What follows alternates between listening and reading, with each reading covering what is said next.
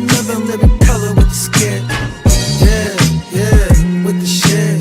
Finna call it blitz, make you call it quit. I can execute the plan or improv off script with my brothers from another living color with the skit. Yeah, you know the squad I'm bumming with. Try to run with the rock and you fumbled it. Finna spin the block in the mothership. Rock like Woodstock, big stock, smother shit. Word to Uncle Sam, we tax like the government. Still in the game till the day I'm in love with it. You are now rocking with the most coveted. Unapologetic, let you know who you fucking with. What's the use? I got the juice. Tapping head tops like Duck, Duck, Goose. Slide off smooth in a coupe, no roof. Rocking sheep's clothing, I'm the big bad wolf. Double up, we gon' double down and double that. If I feel I'm double crossed, I'ma double back. That's a couple hundred large in a duffel bag. Blitzkrieg, somebody gon' end up a pack. Yeah, with the shit. Finna call a blitz, make you call it quits. I can execute the plan or improv off script with my brothers from another living color with the skit. Yeah, with the shit. Finna call a blitz, make you call it quits. I can execute the plan or improv off script with my brothers from another living color with the skit. Yeah, you half steppers can't fuck with this. I'm with the big steppers and we stumping shit. Ice grill, you can feel the momentum shift. Alpha and the Omega, I'm the Genesis. Real savage, go getter. Yeah, I'm getting it. School of hard knock, I'm the mascot, flipping shit. Yes, sir. Yes, sir. We in the building. What's up here to the streets? What's up, JD? Guchinni. How you feeling on this beautiful Saturday, man? Hunky dory. Say that again, my bad, big bro. Hunky dory. Oh, that's how you feel, huh? Well, gee willikers, I'm glad that you're hunky fucking dory today, motherfucker. What's going on, big bro? We are the UFL hosts of the 2026 season. I know some other motherfuckers out there that's doing that shit, but yeah, me and Ear's been holding it down for at least about what, maybe 5 games now? 6 games? 5 games. Hey, we got a meal in the house. Well, shout out to the fucking Prime Minister. Happy Saturday, big bro. Oh my mama, man. Oh, I see the Ginger Ninja got a new general manager. Oh yeah, I seen that too. Oh my mama. And the meal, I think the next week is the first week of the CFL, so we'll start locking down. I sent the schedule to the group chat. I'm gonna save that motherfucker for myself. That way we can start picking some little Fridays or Thursday games, whatever works best for you. If you do want to pop on one of these games, 100%. So yeah, I think that should start next week, bro. Oh my mama. So we will be doing the CFL, but you know today is UFL Saturday.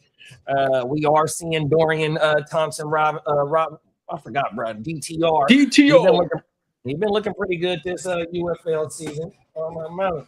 Let me shut this door. I live right over the airport where they be having the little private jets and shit at. I live right over that flight pattern in the fucking jet.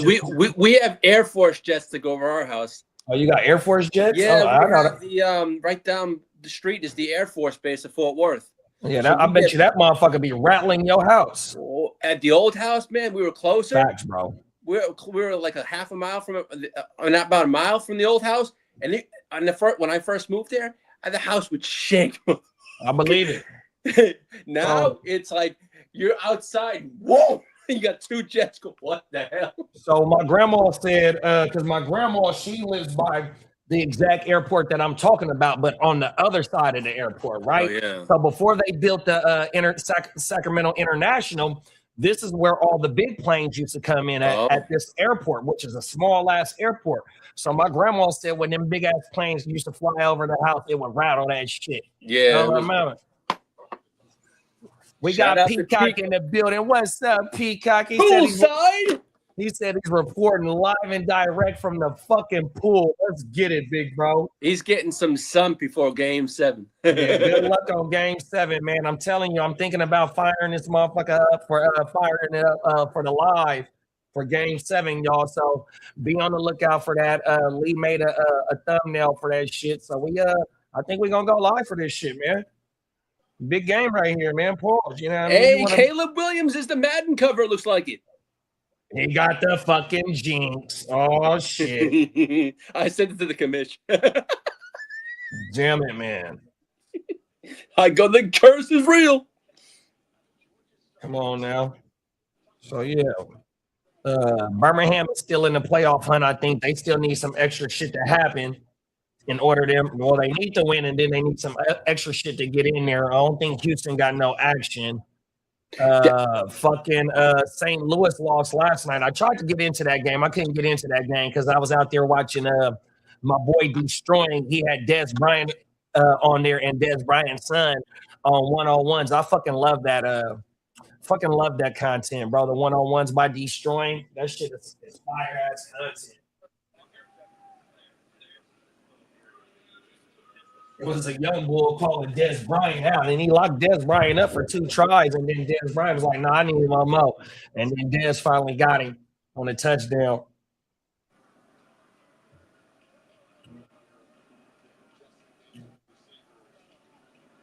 First down.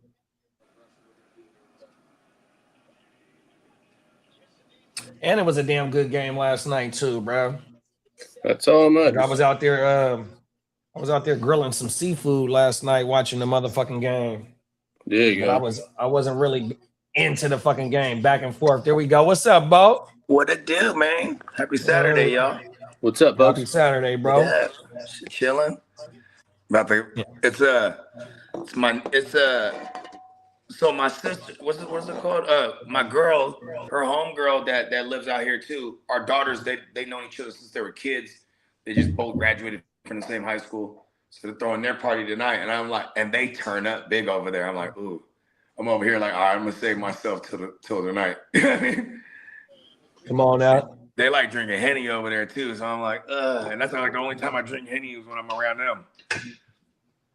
But I'm like, I don't know if I'm disciplined to not hit the Henny rock. You know what I mean?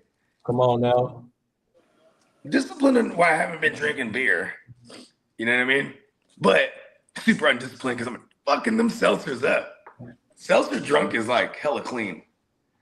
I don't feel all bloated like beer, you know what I mean?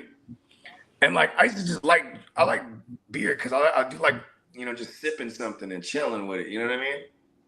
Catching the vibe. Come on it's now. like them motherfucking seltzers. You know what I mean? I be sucking the bitches down, pause.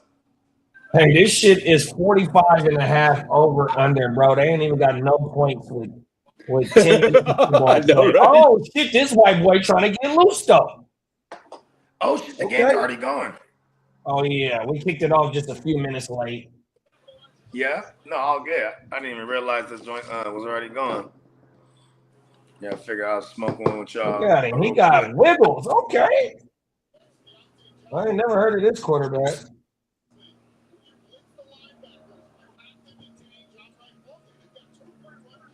James Robinson play on the Louisville team. I think they still in the playoff hunt. So, Blitz with Blake, right? He went to high school with this kid. With James Rob the Mob? Yeah, with J Rob the Mob, right? And like, what's up, Albert? I guess in high school, what up, Albert? I guess in high school football, you're not allowed to hurdle people. And like, they kick the ball off. James Robinson's receiving it.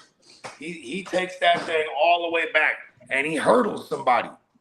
Like straight up, like dudes coming at him, he just jumped right over, bro. Jackie doing a Kersey. Oh, he dropped it. This dude though, he runs it back to the house. Then there's a flag on the play because you can't hurdle a motherfucker or whatever it is, right?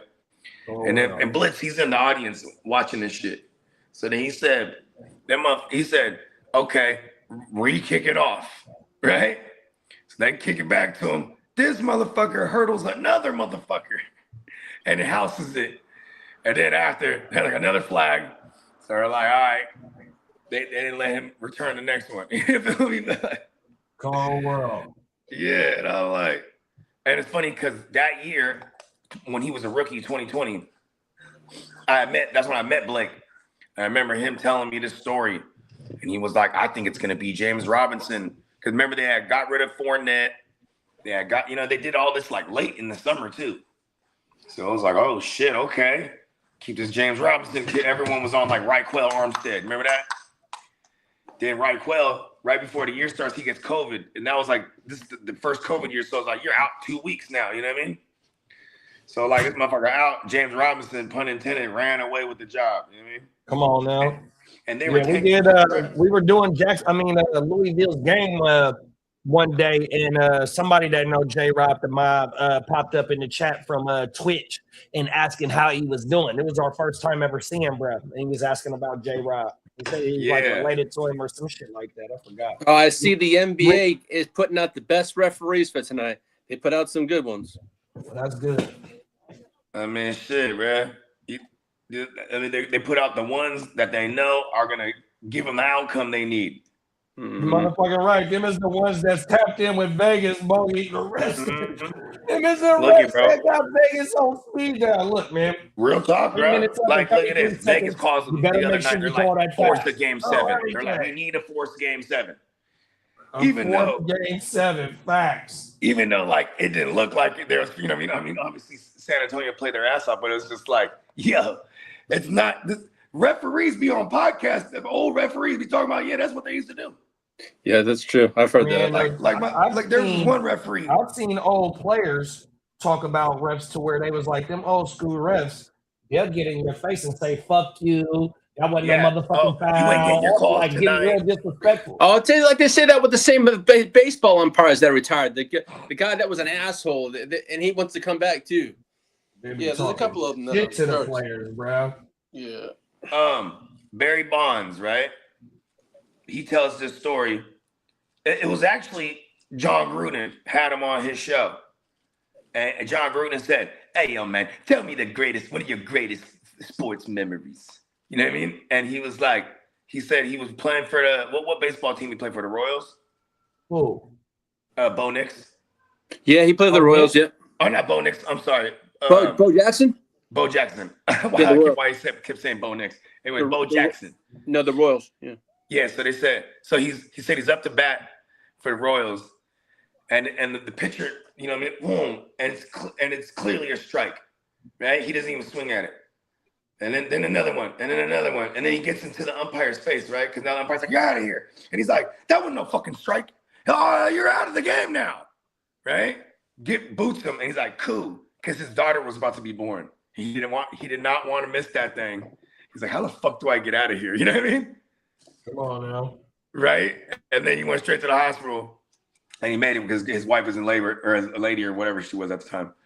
But yeah, I was like, oh, okay, that's pretty cool. You know what I mean? He's just like, listen, he's like, I knew I could have knocked that shit out the park. You know what I mean? And he's like, I was trying to get the fuck up out of there. You know what I mean? Come on. Well, with the Seahawks making that move, you disrespect the umpires in any way. You know, them motherfuckers go crazy. You know what I mean? Right. What was that movie? Wasn't Billy Crystal like an umpire in one of the movies? I don't know. I feel like he's like a referee or something in one of those movies. One of those throwback sports movies. I was just thinking about that, man. I'm like, shit, they haven't had new sports movies in a cool minute.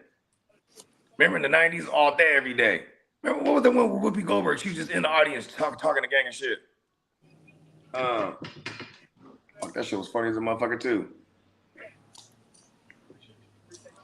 I wonder if Whoopi is really half Jewish, or she just went with the stage name Goldberg because she knew the Jews might like her. You know what I mean?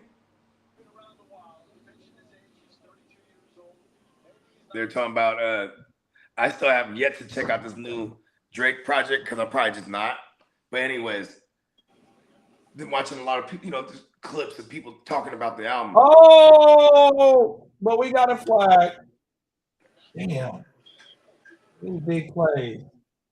Peacock said she became the manager of the head coach of the New York Knicks. That's what it was. Yeah, that movie was funny as the motherfucker. Look at that. Now the New York Knicks are in it. That shit coming back too, bro. Shout out to Peacock though, man. Damn, so my uncle Jamal, he got this Russian dude that builds all his shit at his crib, you know what I mean? And so like when I called him, I was like, hey, hook me up with your guy. He's like, oh, he's over here right now. So I'm trying to talk to him. He got some broken ass English. I'm like, okay. So then, but my man's, he know how to communicate with him. my uncle Jamal. So I'm like, okay, I'm gonna send you the pictures of the thing. Just maybe he can give me a quote, or if you guys want to come by or whatever. And he's like, okay. Anyways, he texts me back. He's like, does that need to be cemented in? And I'm like, fuck, I don't know. I'm like, I have a whole area that like a concrete platform that I put on purpose because I knew one day I was gonna put a gazebo there. You know what I mean? Come on now. Yeah, this is it's the thing says 14 by 12. When I measured it, it's like, it's almost 14. It's like 13 and some change, and the other like 11 and some change. So I'm like, cool, this will fit perfect because my shit is 14 by 14, this little concrete, little squared, raised up type deal. You know what I mean? This is gonna be dope though. Give me one of them tables with the fire. You just hit the switch. Wow, fire in that motherfucker. Peacock said the movie was called Eddie. Eddie. Oh shit, that's throwback for real. Oh, how the wide receiver didn't know the snap count, bro? What the fuck? That motherfucker trying to get off the line. Hell fast. That's the difference between the NFL and anything else.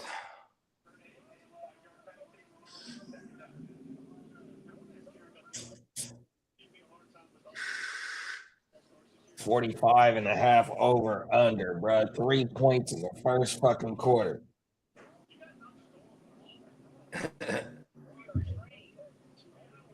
Back in my degenerate gambling days, I would have had money on this game just because it's just a game going on. I was still lightweight. DTR got sacked. Oh, that's Dorian Thompson-Robinson? Oh, yeah. Okay.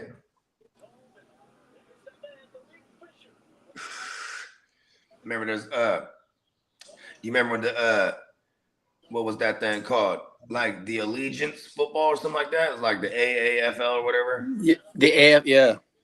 Like this is when we were still on our degenerate shit. And I remember the playoff leagues just ended and they were starting up the AAL or whatever. So I was like, who's down to play fantasy football on this shit?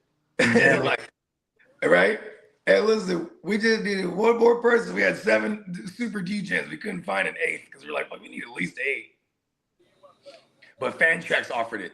Fantrax offers fantasy for like all the obscure shit. You know what I mean? Yeah, oh yeah, when I first met Blake and them, Blake was funny because he was like, hey, you should come on my show, bro. I'm like, okay. And I'm like, what's your show about this week? Right? He's like, it's about Korean baseball. And I'm like, I don't know shit about baseball, let alone Korean baseball. He's like, neither do I. It's gonna be fun. and this is during the COVID time, so it's like this is one of the only sports that was like active right at the moment. Yeah, ESPN was broadcasting that shit. Yeah. Mm-hmm. So like we're like starting the podcast like 3 in the morning because it's when the game starts. You know what I mean? Yeah. And like I remember you had to take a sip every time there was a player named Kim. Bro, like we was just drinking like back to back. It's like everybody in that motherfucker's named Kim for real, bro. I died because like he was like, oh, I was like, he's all like, we got another batter coming up. His name is Kim. I'm like, no fuck, spit my drink out and shit. Cold world. I was like, God damn, that shit crazy. And they got sacked twice on this motherfucking drive. I'm from San Jose, where it's like it's hella Vietnamese. So like when you go to a graduation, there's like a whole like hour section of new ins. You know what I mean? Oh. And it always fascinates me because every so often you'll have a new win. And I was like, wow, they just was like, fuck it, make it twice. You know what I mean? They're like,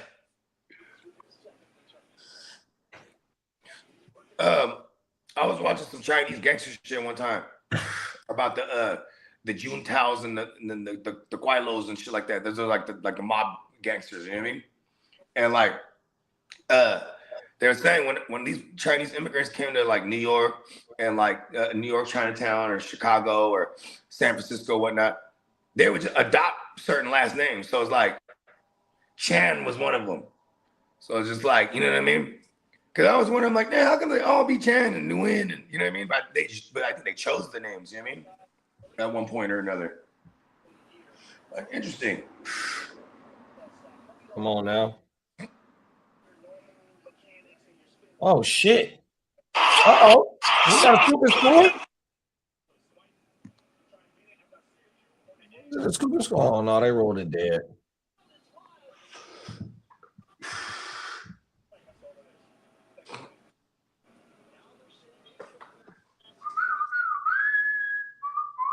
And show the replay.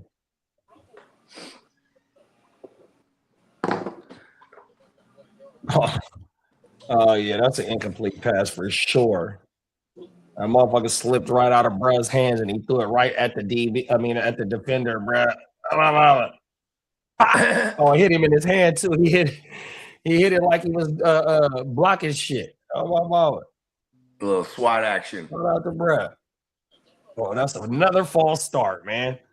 Remember JJ Watt was the king SWAT. Remember that back in the day?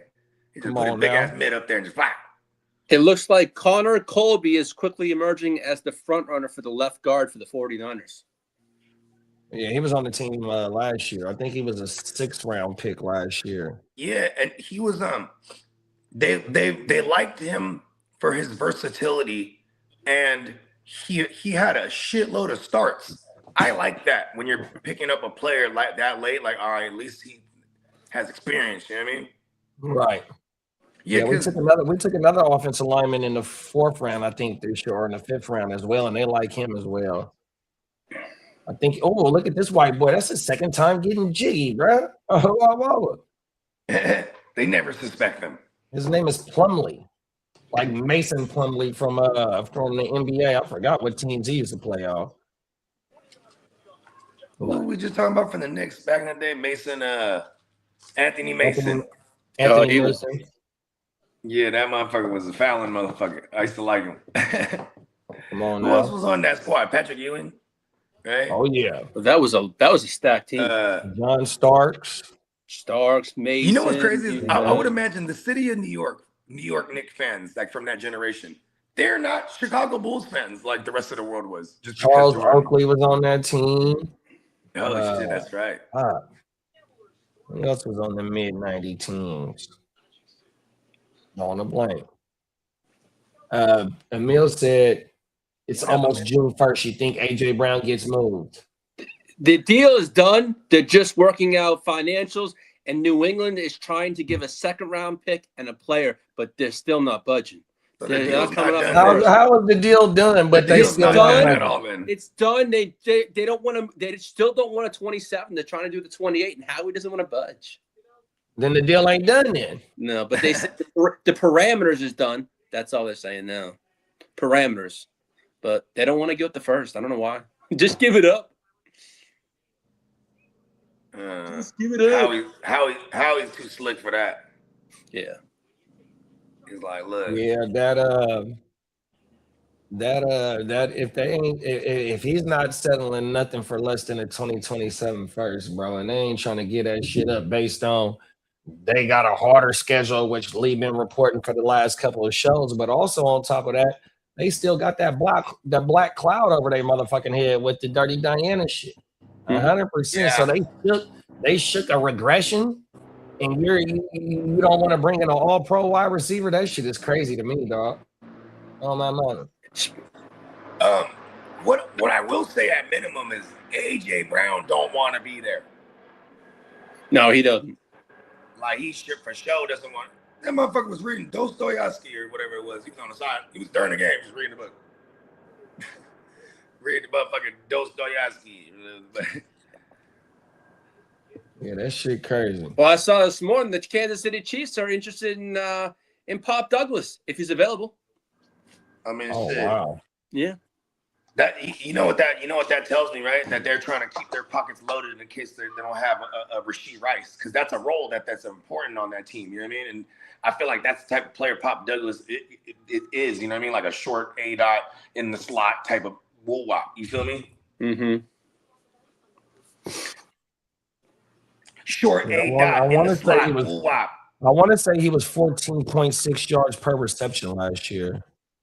Oh, that's big. That's high as a motherfucker. Let me pull it up. Shit.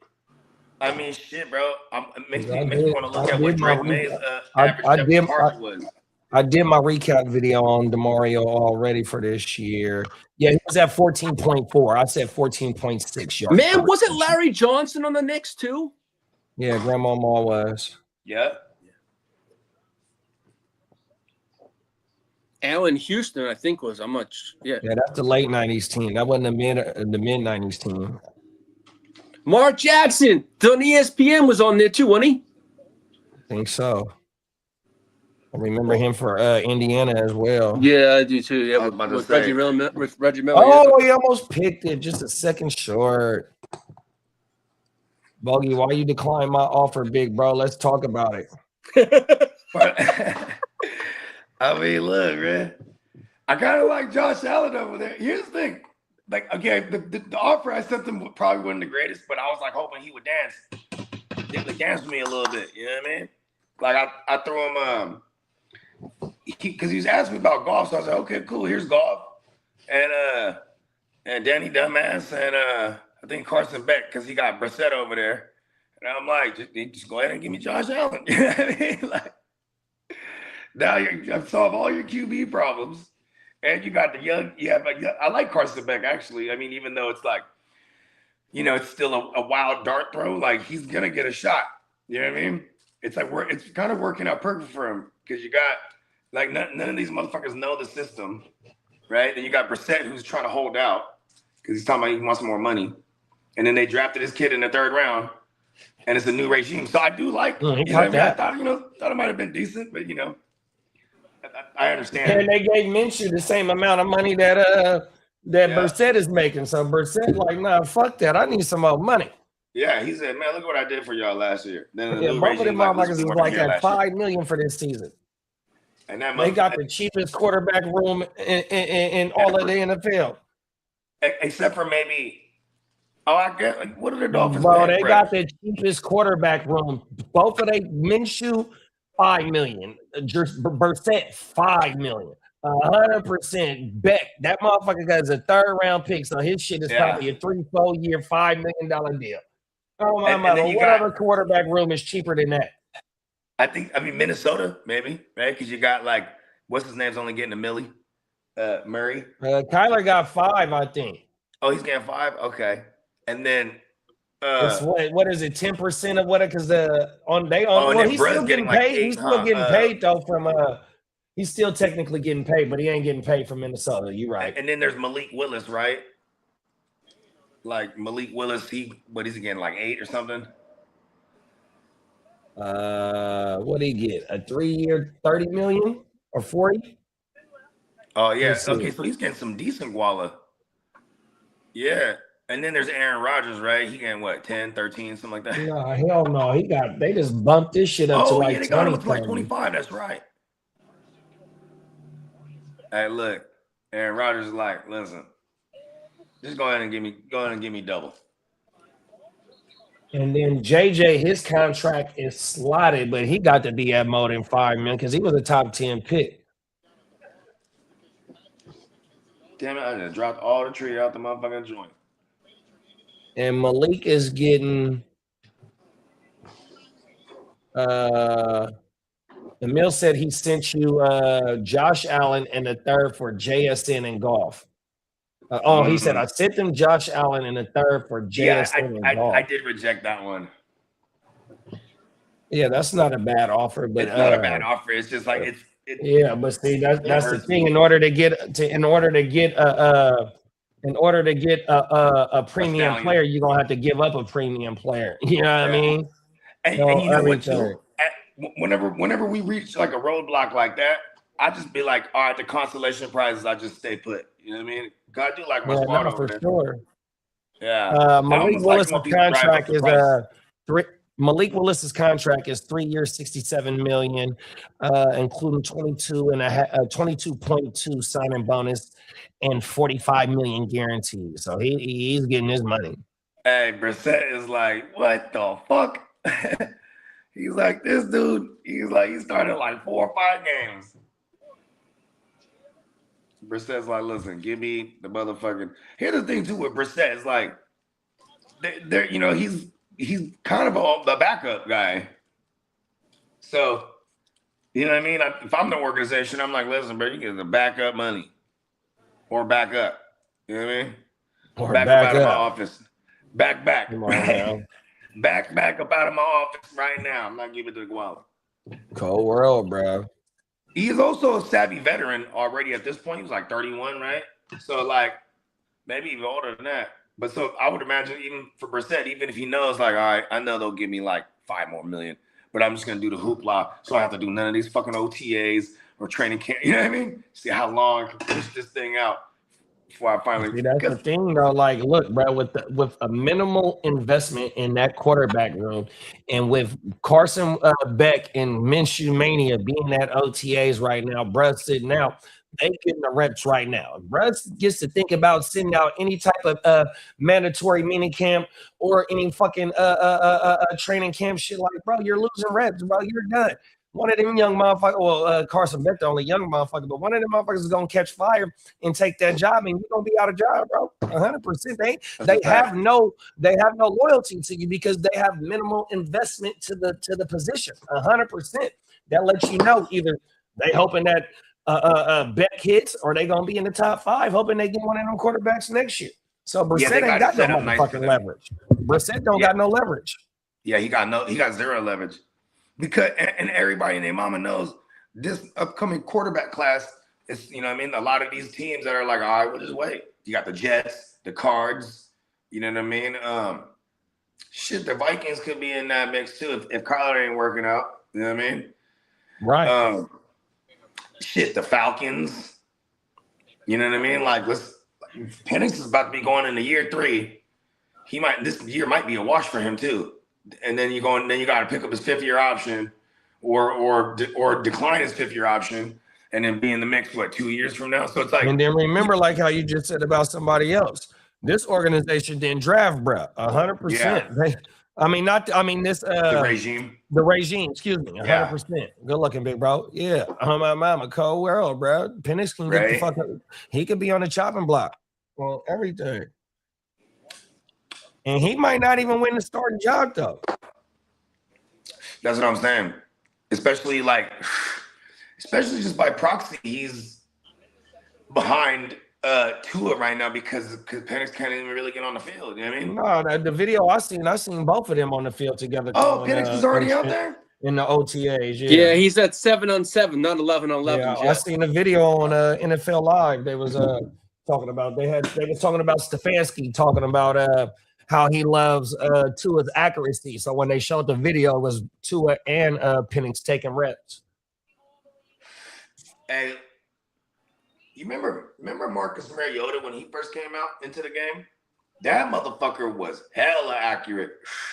And I think what happened to him was after he busted his leg. Remember him and Derek Carr had the same horrific injury the same day. Opposite ends of the country. And motherfuckers just in the same fashion too. Took a sack, boom, motherfucker fell on their leg, broke their tibula or whatever it was. And then like Derek Carr, he came back super whack for the next couple of years. It took him a couple of years. You know, he just kept getting hurt. But like Tua just never came back the same period. Come on now. Tua was like, I remember when that first game he started. So it was him and Jameis Winston. Drafted 1 and 2, and they played each other. They played against each other week 1, and it was a fucking shootout. It's funny too, because Jameis Winston's first pass attempt of his career was a pick 6. Damn. But they went on to win that game though, because he ended up throwing like 4 touchdowns, 5 that game, and then what's his name? Mariota though. Why do I keep saying Tua? Mariota. JD, they released the dates for the Madden cover to be released. The Madden gets released on August 6th with Caleb Williams in the front of it, and the college football is July 2nd with the Indiana coach on. Those are the covers. Oh They no, got the coach on the cover. Caleb's doomed. Right. I don't know actually who was on the cover last year. Was it Lamar? No, Shit, I don't know. Did I buy it last year? I might have bought it at Christmas time. I don't think I did. Oh, it was Saquon. It was. Oh, okay. Because I remember drafting a shitload of No, it was Christian McCaffrey in 2025. Oh shit, he definitely broke the curse. He broke. Hey, look, they had him in the boat. That's why he was on PEDs. They're like, listen, you're on the back. No, Saquon was the year before. It was Saquon the year before, and he went for 2,000. Wow. Man, hey, look, I'm gonna have all the Caleb's. Fuck it. The new Madden curses, they go crazy in fantasy. The whole world. Did you eat, Jan? Damn, I missed the touchdown. Put your shoes on, babe. Try to save this. DTR can't get nothing going. Nothing.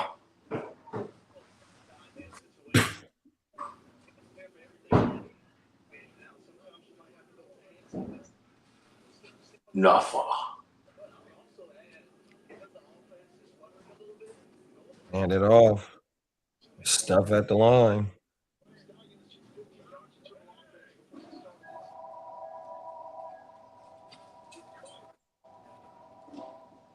Come on now. We need some big plays. Shit. Probably should have went on last night, man. No, it wasn't no basketball game on last night. That damn it was St. Louis. Damn, I forgot who St. Louis played last night. That was a damn good game.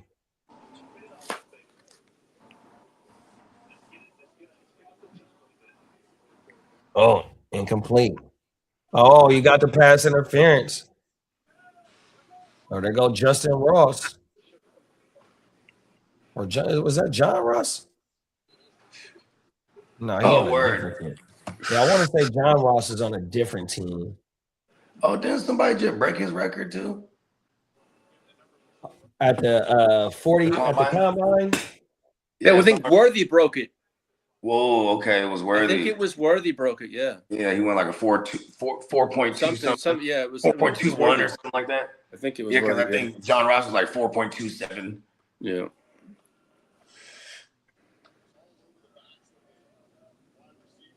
Stuff behind the line. Yeah, but motherfucker could run like that. I just wouldn't even drive, just run everywhere. Right? Like Forrest Gump. Forrest Gump was like, keep going and going. I just kept running. Then you run by, yeah, the cool little old black couple. They're like, that boy's a running fool.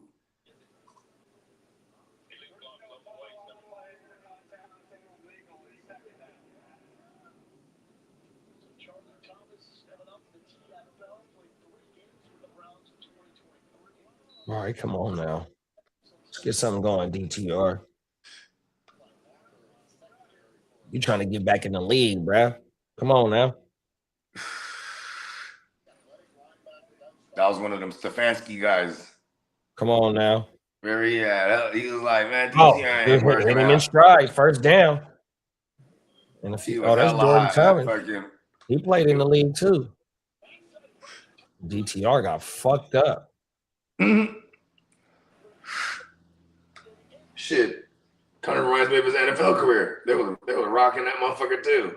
Come on now. Ah. Yeah, I think they rocked him. They rocked him so bad. That's why he had to go get Flacco up off the couch that year. Damn it. Real talk. He got fucked up. I'll be right back. Come on now. Nope. Shut down. Behind the line. Houston defense flying around like they the motherfucking Texans.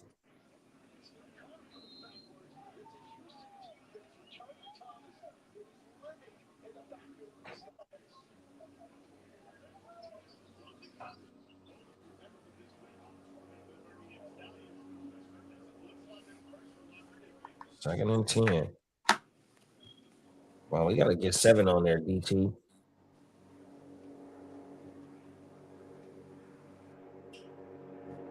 John's back. Fires to the left. Oh, shit. Fired high. He fired in double coverage, it looked like.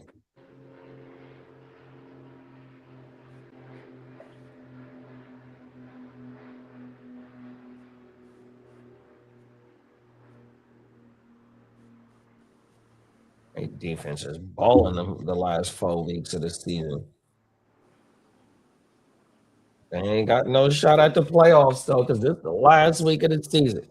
JD, those clips that you gave me on TikTok, they went haywire last night with numbers.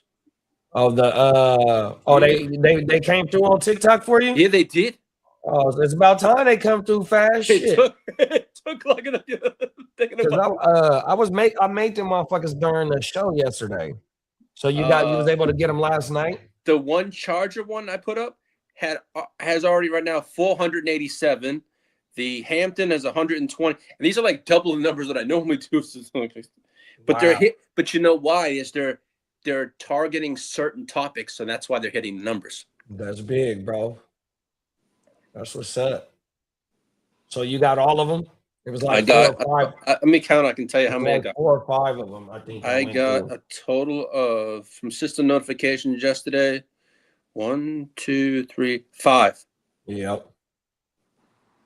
It's just hit and miss. Some days I'll get them, and there's some days it don't go. Right. But just always remember, when I make the clips, you and Peacock is the only one that got their TikToks on here. So it goes to his as well. So you can just tap in with him and see if he got his as well. Okay.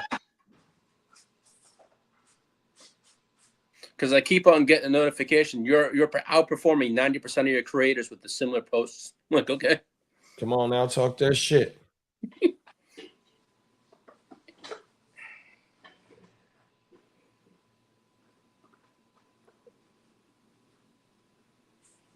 TikTok, you don't stop.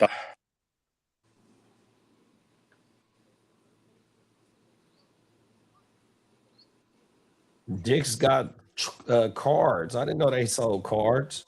Yeah.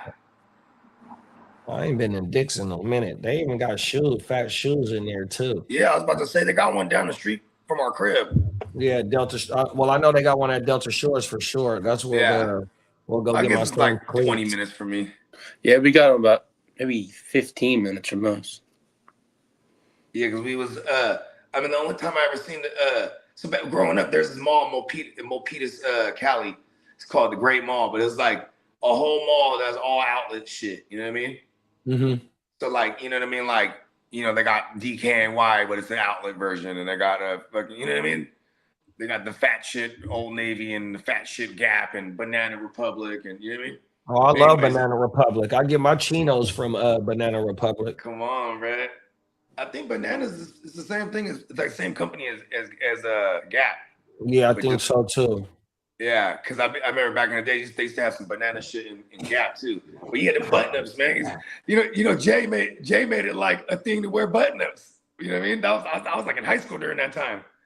But anyways, that was the only place I ever seen a Dick's Sporting Goods. Yeah. Yes, man. At the Great Mall. The what? The dog? Oh, that's the gazebo. Close it. Yeah, sure. Come on now.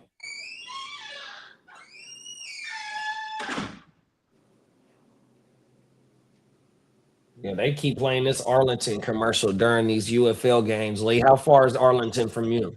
Arlington is where the stadium is for Jerry's World and the baseball. So, and isn't there Great America out there too, or Six Flags out there right next to it? Yeah, right next to it. Yeah. Yeah, how far away is that from you? 30 minutes, 20 minutes, an hour? No. My friend usually takes us about 45 minutes. He was going 80 the whole way. He got here in 20 minutes. It takes 45 minutes. It's a 45 mile on the thing, but it only takes 20 minutes to get there, man. Wifey goes, you text me. It took you guys 45 minutes getting there. On the way home, it took Chris 20. What was he doing? I go, he was going to 80. He got a pedal to the metal. She's like, Jesus. I had my seatbelt on. No. Put 2 seatbelts on. Fuck that. I was good. Come on now. Six Flags from me is. He missed it. They can't even put no points on the fucking board, dog. They say on via Surrey, Six Flags is a 39-minute drive. Oh, that ain't bad at all. No, it's not. Now with traffic, it could be a little worse, but it's all good. But you look at Six Flags and Jerry's World's right there, and so is the new baseball stadium. They're right next to it over there. Oh, never mind. I ain't gonna say because it's so. Where you at? It's a lot of fans that go to the stadium to go watch the game. They drive up from where you drive up at. Yeah, pretty much. Yeah. You know. You see like shuttles running all the time To go to the game? Yeah, you don't got to drive your car? They'll drop you off? Jerry Jones about 2 years ago put a lot of money in towards the Cowboys. Put a lot. Train station made a station that goes closer to Cowboy Stadium. So he put a lot of money in towards that infrastructure area. Oh, that's federal. But it's not that far. It's like a 3-minute walk or something like that. The train station from the stadium, so it generates more money and it's easier for people to get to it because of the parking lots and stuff like that. Motherfucker, if you incentivize motherfuckers not to drive out there and pay $50 to park for one motherfucking day, and you got a little trolley system that runs straight to the motherfucking thing, and it got some good stops. Hell yeah, that's how I would get to the game. Fuck unless it's raining. But if it ain't raining that day, I'll take that fucking train. You ain't lying. I used to do that in Massachusetts all the time. I used to love that. Go to the baseball games, right? Because I get right off of Fenway Park. For baseball games. Yeah. Took it from my house and boom, right there. At the old Raider Stadium, the Coliseum, the motherfucking BART let you ride off and right in front of the motherfucking stadium. Yeah, we when we used to go to the Giants games, we would mob the cow train because they let you drink on the train. What? That was just part of going to the game. Oh, you talking about like the Amtrak thing? Yeah. Kind of like that? Yeah. And like every so often, it'd be like, oh, the train stopped. And then you'd be like, damn, because people would throw themselves on the tracks for real, bro. Like, I didn't want to laugh at I'm not trying to make a joke here, but it was, you know what I mean? That was like a normal thing. Like, people would just throw themselves on the track for real. You know what I mean? Oh, world. Right. Hey, this motherfucker scored a touchdown and hit the stanky leg. Oh, shit, that's throwback. That's that quarterback that been running all game, bro. Plumlee.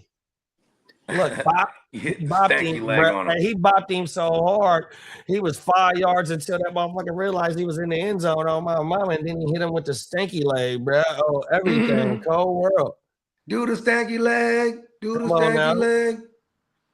What was that? And this motherfucker got a mullet. He trying to get a mullet. He got the side shit saved down to where it come down like a mohawk like type. Excuse me, a mohawk damn near like type. White boy got shit. Arsenal just lost on penalty kicks in the Champions League finals. Damn. Hey, I just seen the team got promoted to the Premier League. Did you see that, Lee? Yeah, I saw that. I forgot what team that was. They won their championship. So by them winning their championship, they got promoted to the big leig. Yeah, PSG just beat Arsenal for the Champions League. 4-3. 4-3 in penalties each. Oh, that's my boy BJ. BJ like Arsenal. Yeah. BJ. What is that? They colors is blue? Arsenal's red. The Gunners. Oh, okay. They're called the Gunners. And PSG's blue. PSG's blue. That's in France. That's Mbappe. Oh, Mbappe played for that team. Mbappe, yeah, that's who he plays. Yeah. What is he Nigerian? He played for. Is he from Nigeria? No, he's from France. Oh, he's from. So he played for the France national team. Yeah, he plays for the French national team. Yeah. Hey, hold on. Which one? Hey, which one was the color? What group are they in? Do you know where they play at? The French. I have to check on that one. Bro, I want to give me a red Gunner jersey. That sounds dope. The Arsenal, Arsenal's always had been the Gunners. The Cup starting next month in June. Yeah, June 11th. We're gonna be going live for that shit too. I was about to say my back in the days, my Mexican partners that were hella into soccer and shit. When Mexico was in that thing, like we could get up like at fucking whatever 2 a.m. or whatever the fuck and start drinking. Come on, hey, that shit in America now. The only way we gotta be up early is only 3 hours. Nice. This shit is on the East Coast. It's in Canada. It's out here. I think they got games in Canada. I know they got games in Seattle. They got games in L.A. L.A., Frisco. France is in Group I. I was dead ass. We were on the street. Oh, we got another touchdown. Defensive touchdown. My bad. JD, Group I is France. It's France, Senegal, Iraq, and Norway in that group. Where they play at though? Where they stationed at in the country? What stadium they play at? Where they play? Okay, so Group I. Hey, You think the Americans gonna hate on the Iranians and shit? I'm just saying, hey, them homies that play soccer ain't got nothing to do with nothing. I know, but America's like the most ignorant country. No, the homies that play for Iraq, them is the ones that's gonna be trying to go hard on the motherfucking U.S. soil. You ain't They're lying. like, nah, fuck that, man. We finna win the They grew up in World oppression Cup because of on America. their soil. You ain't lying. He's like, when we grew Nah, but hey, Lee. Yes, If sir. I had some money, I'll put some money on America because this is gonna be like in 1980 with the hockey team. Okay, Group I is playing at Gillette Stadium in Foxborough, Lincoln Financial Field in Philadelphia, MetLife, and BMO Field in Toronto. Oh yeah, and see, you said France is in Group I, right? Yeah. So them is the that motherfuckers makes that's sense coming from because the you got East a lot of Coast. French natives that are in Canada. You know what I mean? Yeah, so you got Foxborough, Philly, Jersey, and Toronto. They did them a solid by keeping them close to the East Coast instead of just sending them West Coast. So I'm out the whole world. Because I think Lee, isn't the UK to the East Coast like New York or something like an 8-hour flight?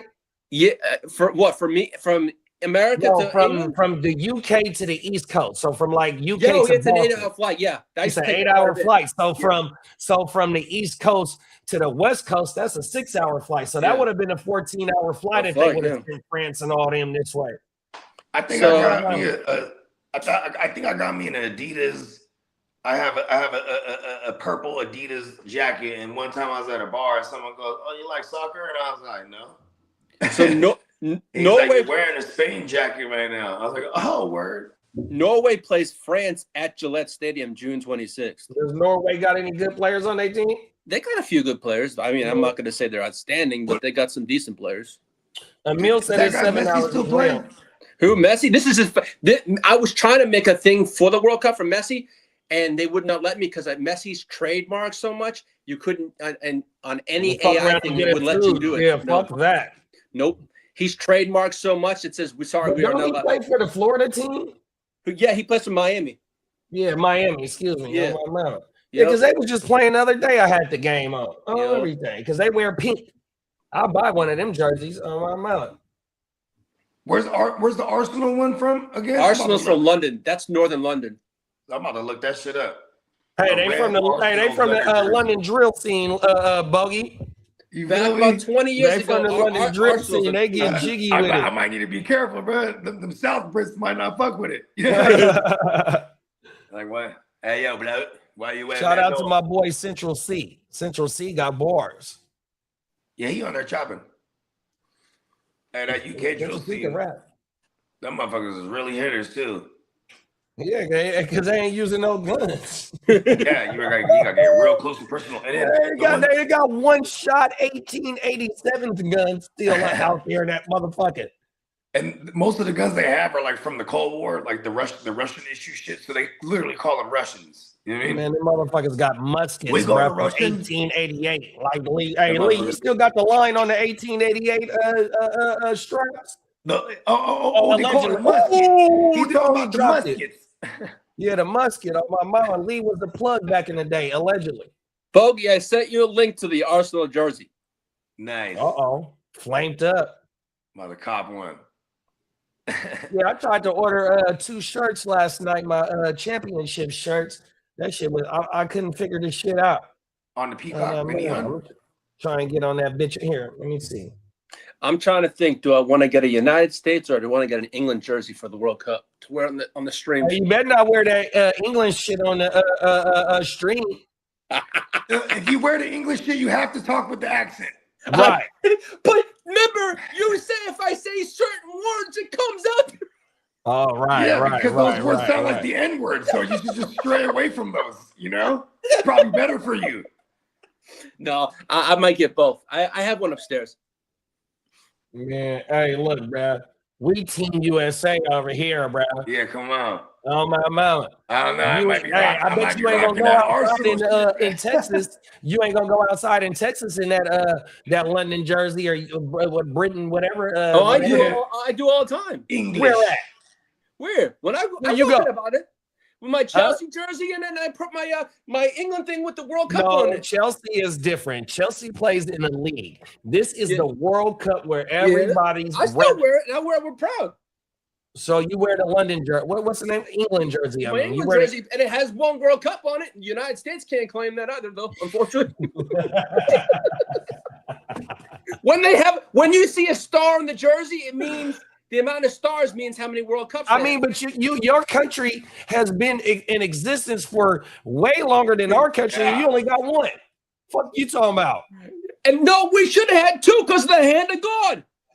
I don't know what that means. I don't even know what that means. It sounds like an excuse to me. It sounds like an excuse to me. It's Diego. It's not like something he's been complaining about for a long time. Diego Armando Marijuana.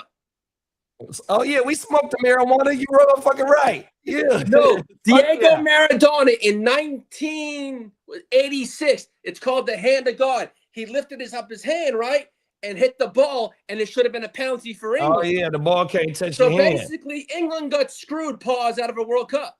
Not only would have tied the game. Well, hey, it is what it is. But you know what? That's why they call it that's why it's called the hand of God game. And that's the thing too, is like whenever there's these disputes about these certain events in sports that didn't go one way or another, that you still don't know the outcome, right? No. Like for example, when they're like the no call, it was clear no call. You know, Drew Brees throws the ball, fucking the DB hits bro, like blindsides him before the ball even, and then the ball sails over, right? Shout out to the crooked commish. What up, Crook? But you still had the Saints still would have had to score a touchdown there, right? And then take the lead. Like I was like, oh, the Saints would have won if this is an ad. It's like, well, they were losing at that point. You know what I mean? Like, or like okay, the Des Bryant one. That one. Oh yeah. That one could have they could have won because there was like seconds left or something like that, if I remember correctly. You know what I mean? They don't count it as a touchdown. He's like, I was reaching for the goal line. You know what I mean? The Calvin Johnson one too. That one, and they could say the exactly same thing about the Tuck game with Brady and the Raiders. You know, if that went the other way. Still though, the Raiders they had they had a 3-point lead at that point, if I remember correctly. Mm-hmm. And then then they that fumble, it could have took that game. It could have definitely tilted the scales the other way. Yeah. The no call or the Tuck rule happens. Then they still. While everyone's arguing, if you go back and watch the footage, while everyone's arguing, the linemen and like a bunch of the players, they're all kicking a bunch of snow, trying to clear it for Vinatieri. Yep. Right? So because they're like, fuck that, we're going to get this kickoff, tie this game. Then they go back, and then when they get the ball back, then they score another field goal to win it. So it's like, I think it's just because like it was one of those things where it's like, wow, they really had to go pull out this rule that no one's ever. But now it's one of the most common joints. You know what I mean? The funny shit is when Peyton was doing Peyton's place, and he had Brady on there, and Brady's like, "I'll admit it, I ain't never heard that fucking rule until that moment." And he's like, "Was my hand going for it? Yeah." You know what I mean? He's like, "Was it a fumble? Probably." You know what I mean? Like, but it's like, what are you gonna do now? You know what I mean? You can't go back and revision. But I do love Charles Woodson when he talks about that till this day. He always goes, Brady had my career. You know what I mean? That you're welcome, Brady. This is what he always says. I mean, like, listen, I gave you your whole career. You know what I mean? That was supposed to be a fumble. You know it. Brady went on to be Brady. Yeah, exactly. Well, it looks Charles like Woodson still got one though. He got one like 7 years later with the Packers. The Packers. Yeah. I see that the Vikings got their GM, and Seattle's going to get 2 third-round picks for the next couple of years because of the guy coming over. Pause. Is he a black gentleman? He's a minority. Yeah. Okay. Yeah, that's why they're getting the picks. Yeah, and people are like, oh, now how come they didn't do that with Ian Cunningham? The Bears got screwed out of it. It's all online now. They're like, hey, what's it there? I don't know how it's being done because the Bears were supposed to, when Ian Cunningham I think he came from the Falcons over to the I think it's only when they have an existing job and then now you're hiring. Oh, okay. I think in the Cunningham case, I think he was just free. I don't think he was working for another organization at the time when they hired him. You know what I mean? Yeah, that's true. Yeah, like the Niners, we got compensatory picks for when the Dolphins hired Mike McDaniels because he was currently on their staff. You know what I mean? Yeah. Yeah. See, but then he gets fired and then gets hired by the Chargers, but he was fired.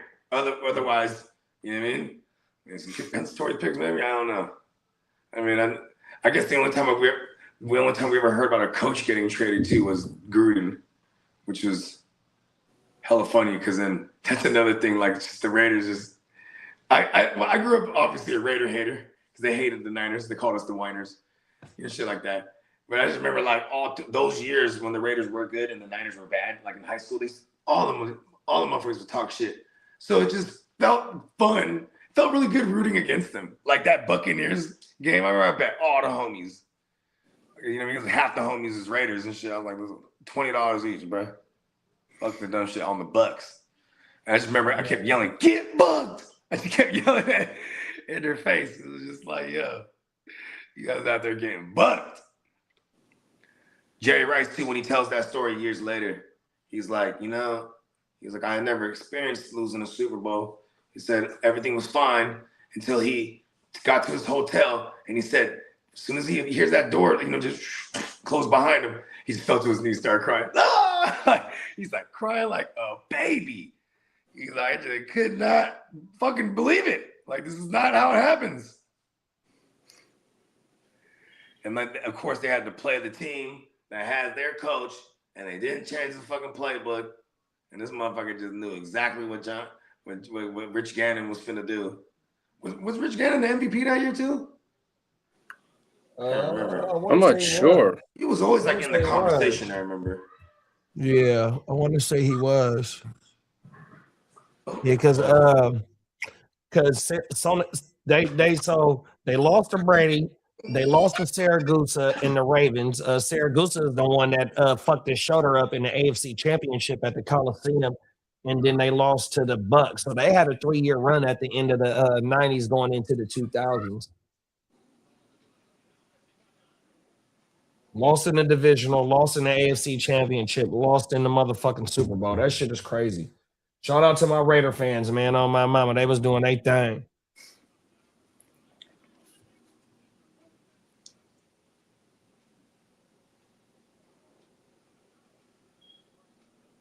Wow, Houston 17. And you said it was 45.5? Yeah, 45.5. Say the over under. Look, he just took another sack. Houston defense is balling. That's like their third and fourth sack. I've seen a lot of praise this morning coming from Sean McVay about CJ Daniels. Uh-oh. Yeah. Send it to me. No, he's been speaking highly of how he's been doing in OTAs.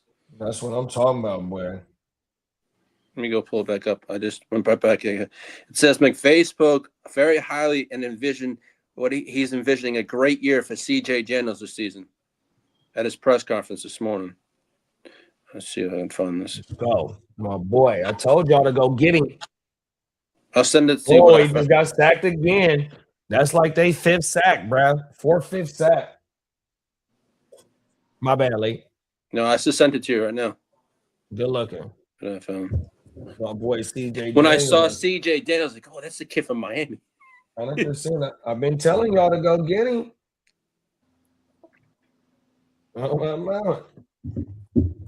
I just got my shirts ordered too, bro. I'm finna get one of my championship shirts framed, like my jerseys up here.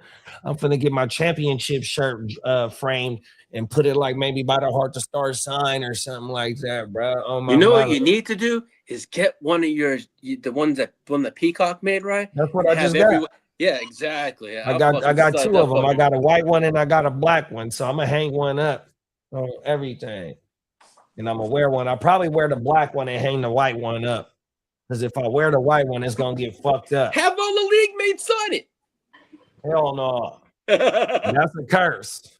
That's a curse. And then y'all ain't gonna want to sign that motherfucker anyways. That's a championship shirt. Like, man, fuck that. We ain't signing that shirt. Now the initial Vegas shirt from last year, that's what I wanted signed. Oh my mama, I don't even know where that shirt is.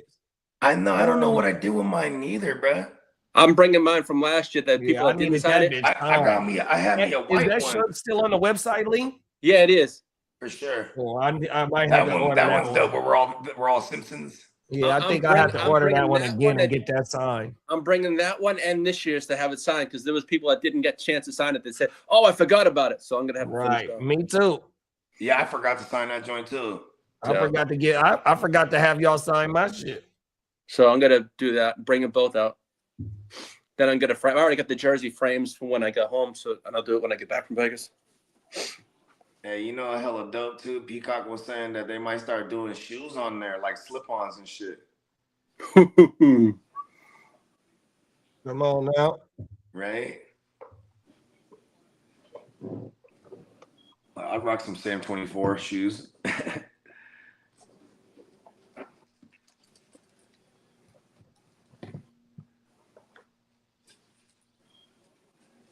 Yeah, this motherfucking, I'm excited as fuck for this Vegas trip, man.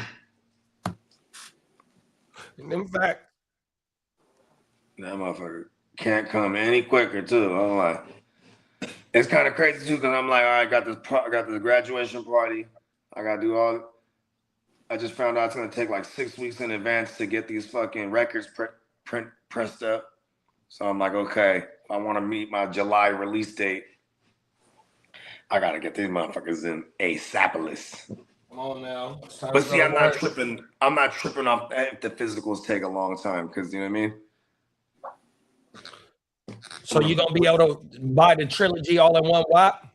See, that's what I was thinking. I'm like, okay. I mean, I'm not gonna say any prices right now on the thing, but I'm like, you know, I could get it to if I press them all up at the same time.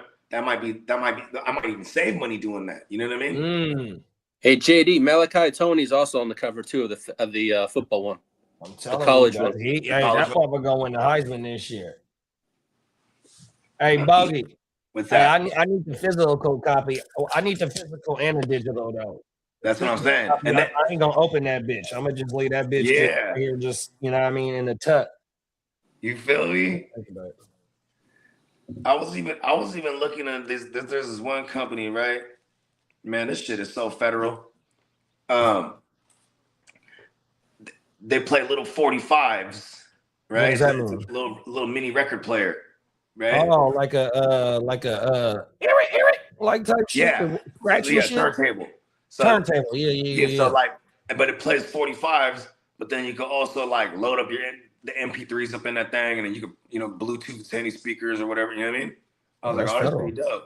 But like, say I wanted to get like 25 of these, you know what I mean? Like these bundles are gonna hit for like 1,000 now. You know what I mean? Like, or the vinyls. Yeah, like no, because it'll come with a fucking not 1,000, probably charge like 500 or something. You know what I mean?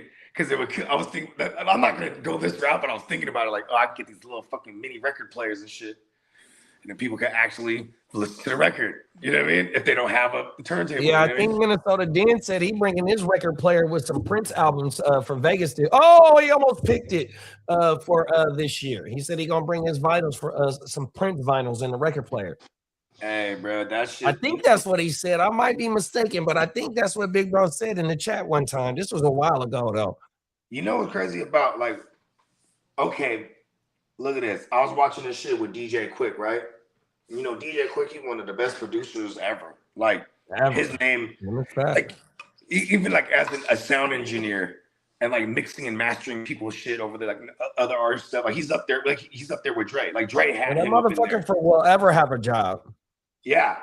And like, so I was just watching a recent interview and he's in the lab and he's like, look what I'm doing. These I'm going back to the beginning, and he had like the tape reels, the 2-inch tape reels. And the DATs and the DATs and shit like that. Yeah. Well, this is even before the DATs. You know what I mean? Like the 2-inch reels, like the actual reels. Like, you know, the DAT tapes. Oh, the big circle things. Yeah. The DAT tapes. Yeah, like that's what Dad said. He took them motherfuckers from Death Row. Yeah. So look at this. So like he because it's the most expensive way to record because that tape is not cheap. And then like, but he was like, he was like, tape is he's like, this tape is magnetic. He's like, he's like, and it's a magnet for the energies. He's like, man, he's like, when we record, he's like, somebody like an artist would come through, and he got the fellas with him.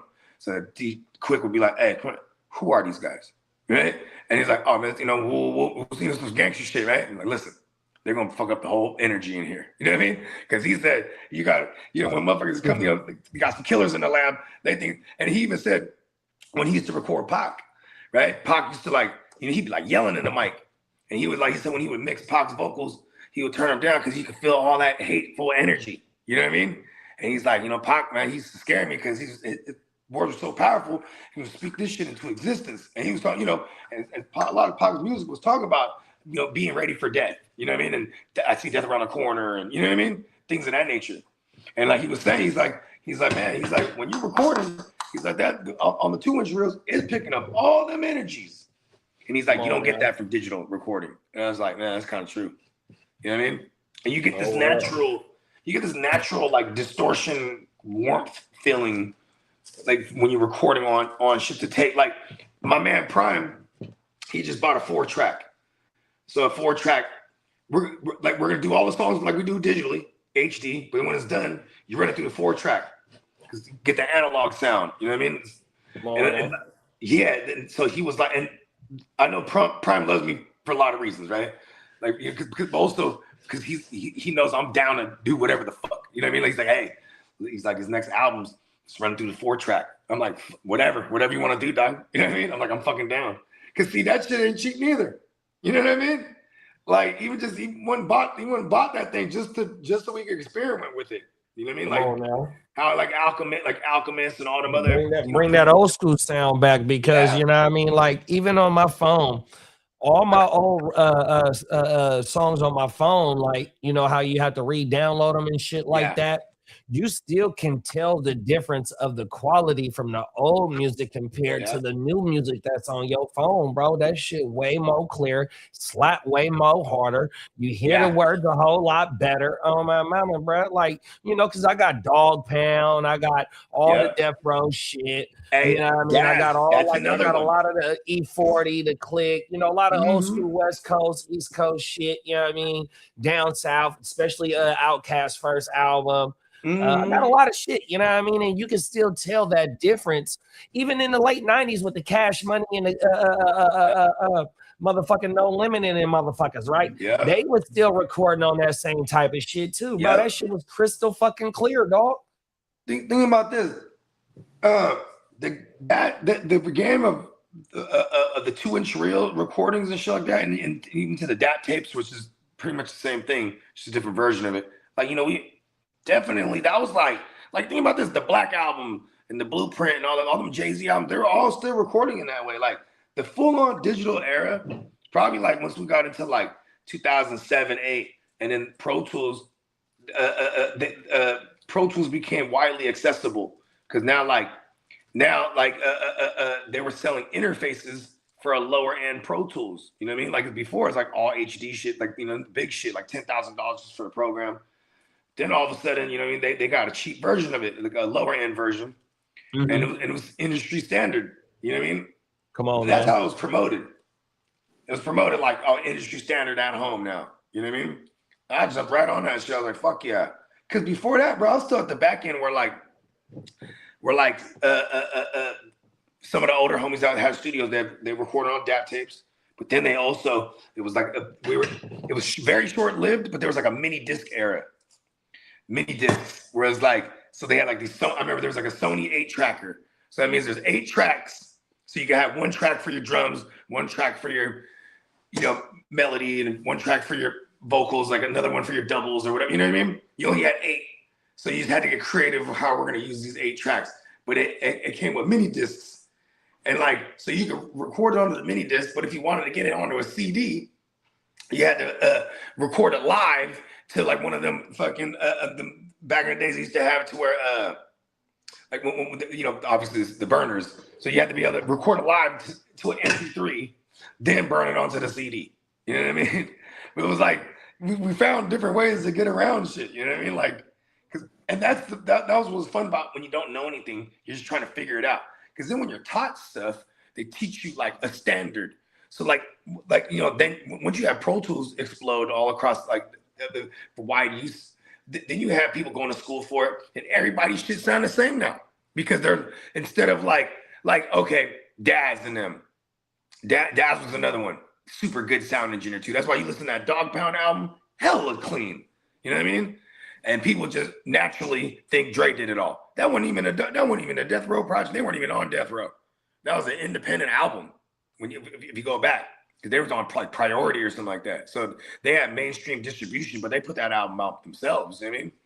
And they rode the wave. But see, what's dope? That's why Dad's so upset, because there's a lot of, no one ever fucked with his masters because he's always owned his shit. But then the stuff at Death Row, they didn't took that shit. You know what I mean? And that's the thing too. Is like, if people had the wherewithal back then to. I mean, no one. I think it's not that people doubt themselves; they just don't think it's going to be that big, right? But I would imagine if I was like Daz and them, and I'm around like Dr. Dre, who like already did the whole NWA thing. This is serious. You know what I mean? This shit could really happen. Like, my bad. Snoop had to have an entire career after Death Row to make enough money to go back and buy everything from Death Row or buy Death Row. You know what I mean? But he hella smart though, because he bought the catalog so he could fucking sell it. You know what I mean? Because we're also living in that day and age. A motherfucker's gonna give I think Kanye sold a bunch of his catalog until like a certain point. I think his last couple albums are all him because he's like an independent now. Same thing with Jay. Like the 444 album was independent. You know what I mean? Like. But look how long it took for him to get out their motherfucking deals in order to go independent. Mm-hmm. That's what I'm saying. They're all eclipsed 50 years old.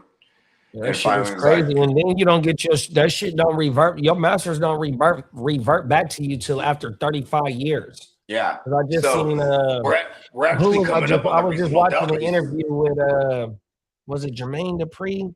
No, because he's the CEO. It was somebody I was just watching. And they asked him, like, would you think about selling your masters? He was like, nah, bro, I'm like 50, almost 50 right now. The motherfucker's finna come back to me here in a few years. You know what I mean? Why sell that shit? Why sell it? You know what I mean? That shit finna come back to me. Damn, I forgot who the fuck I was got the crisscross joints. And I don't think it was Jermaine up here. Let me go through my YouTube history and see if I can pull that shit up. And I want to say it was a YouTube short.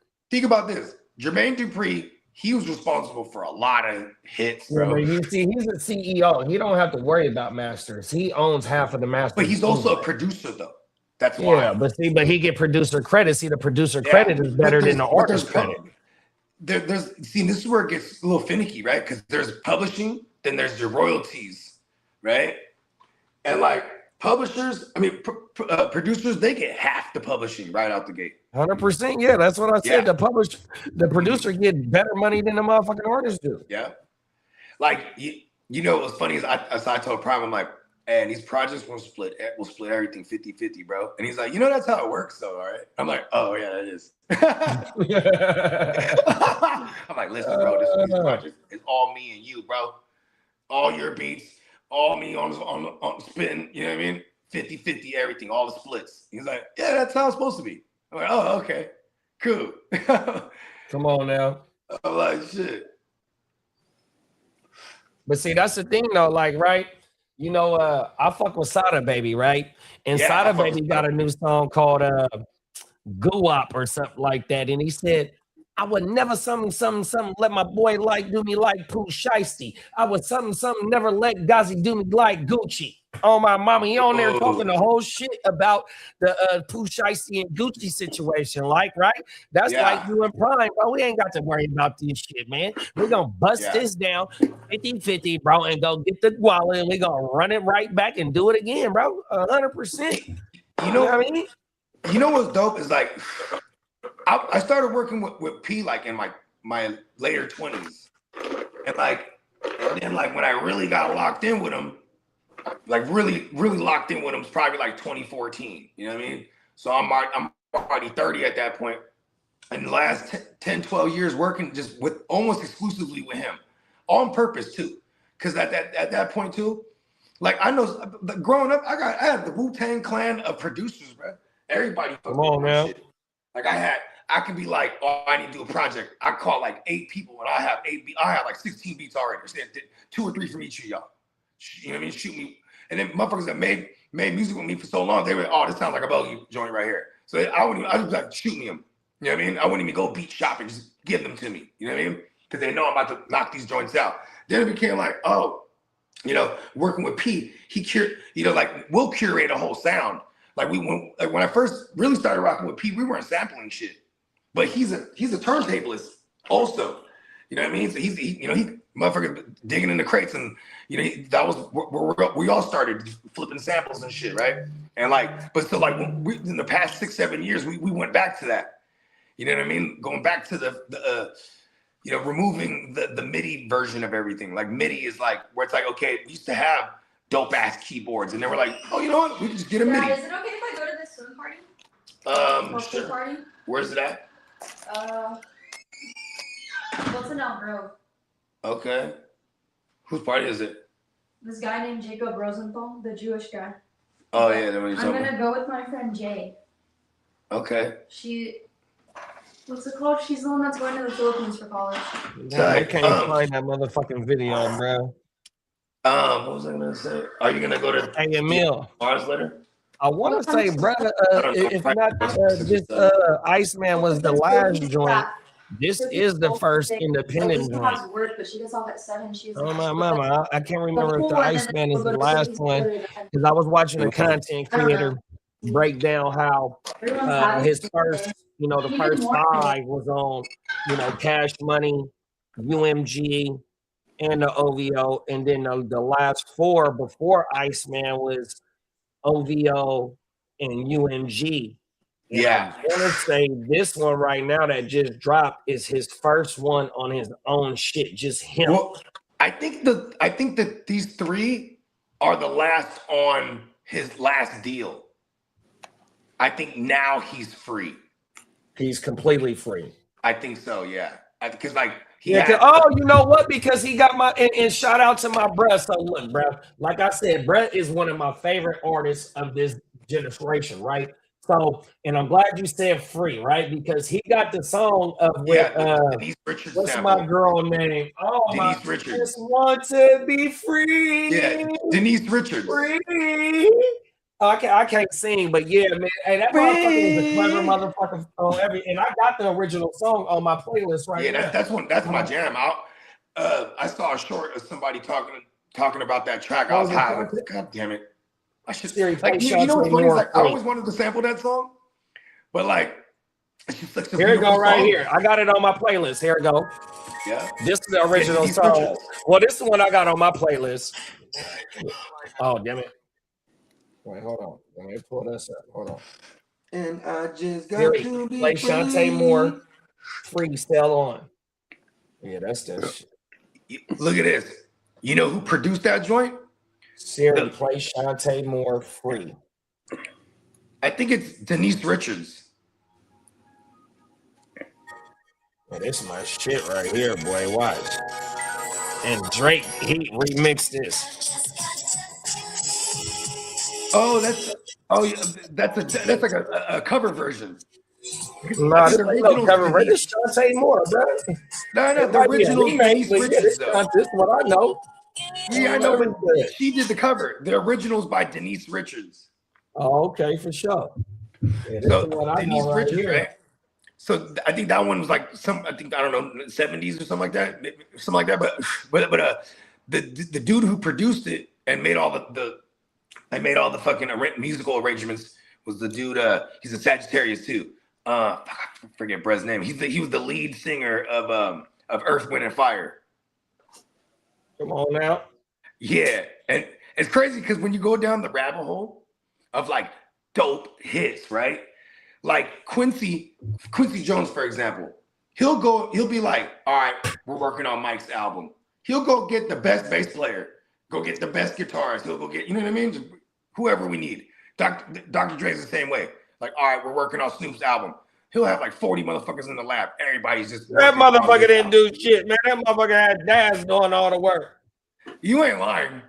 Hey, Dad. And You know, DJ Quick. We was just talking about DJ Quick. That motherfucking Pac said, hey, Snoop didn't like Pac. Dre didn't like Pac. Dre only did one motherfucking song on Tupac shit, and he had 50 songs on 2 CDs. Yeah, because shit, he even says on that album, he said, on the second album, the Machiavelli, he said, no longer Dre Day, Arriva Dirce. Yeah, that's facts. That's why right, Snoop and Daz is beefing right now, because Daz think that Snoop threw him under the bus. So Daz because Daz assuming the estate of Tupac to get his money for producing what he produced on what he produced on my mama.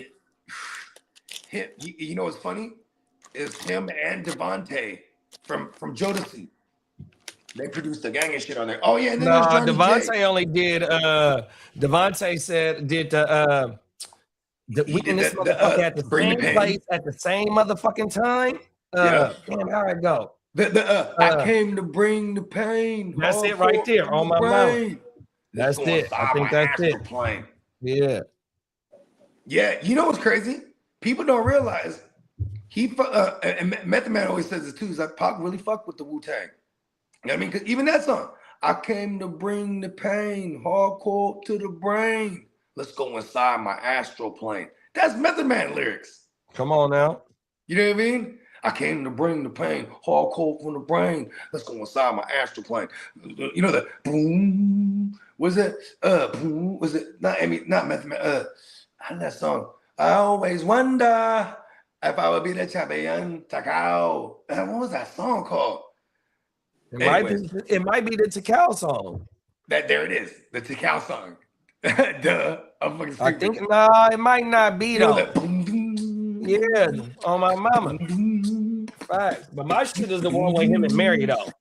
His solo shit is the one with him and Mary. I'm there for you anytime you Hell yeah. You're because you know what's dope? All I need to get by. And you got the fucking Biggie he had the Grand Hills on in that video. Like that's one of the hardest videos ever, bro. He had the fake ass glass eye with the contact lens, bro. Oh my mama, and he popped up with his half hair done and his half hair undone, and he had the fake eye in that bitch. Oh my mama, that motherfucking video is federal to them motherfucker. Hey, you know what's so funny is like I'm growing up, Wu-Tang was so like polarizing because like every nationality liked Wu-Tang. You know what I mean? Yeah, my shit is my favorite song. It's not a Wu-Tang song, but it's Raekwon and Capadonna. I put the song in the chat the other day. My favorite song ever in Cream. Yeah, and I like the first. I like the first single off the second Wu-Tang album. Triumph. Yeah, that was my shit. Hey, listen, I think is it Capadonna or Inspector Deck? Whoever pops that one off just murders everyone right out the gate. No one understands. He comes out there. I'm gonna have to go listen to it. I heard Triumph listen, bro. in a long time, bro. He said like this: I bomb atomically. Socrates' philosophies and hypotheses can't define while I be dropping these mockeries. Lyrically perform armed robbery, flee with the lottery. Possibly they spotted me. Battle scar shoguns, explosive when my pen hits. Tremendous, ultraviolet, shine blind forensics. I expect you through this future see millennium. Killer Bees sold 60 gold, 60 platinum. Hey, this motherfucker was on all bars. Chopping, dog. Oh yeah, all bars. Like nobody stood a chance after him. They're like, oh, he's going first. Fuck it, let him. That's real bars right there, boy. Then even ODB just like make ODB say something. The saga continues. Wu-Tang. Hey, ODB, his contributions was super impactful, even though it was hella minimal too. He's getting shit. That motherfucker got a classic with him and me and Mariah. Go back like baby the fire. Don't hold dirt dog no liar. Man, that was that shit. Hey, Dirty is. He was the other guy too. Besides Method Man, that was like hella featuring with everybody else. Because here's the thing, Wu-Tang, a lot of them they treated it like, no, we Wu-Tang. You know, we don't just fuck with like Raekwon and them. They didn't like. They would bump heads with Meth. Like, oh, Meth, he's so pretty ass. Think he a sex symbol ass motherfucker. You know what I mean? There was like infighting because you know what I mean. They felt like they didn't even like him when he collabed with Biggie. You know what I mean? They're like, so I just seen a backstory about the Biggie shit with him collabing with Biggie. It stopped him from getting another RZA wouldn't allow another one of his singles off his album because he snuck out to go do that. He wasn't supposed to do that song with Biggie. Oh, yeah, he wasn't supposed because it stopped the thing for him having that song coming out on Biggie's album. It stopped a single off of his album coming out.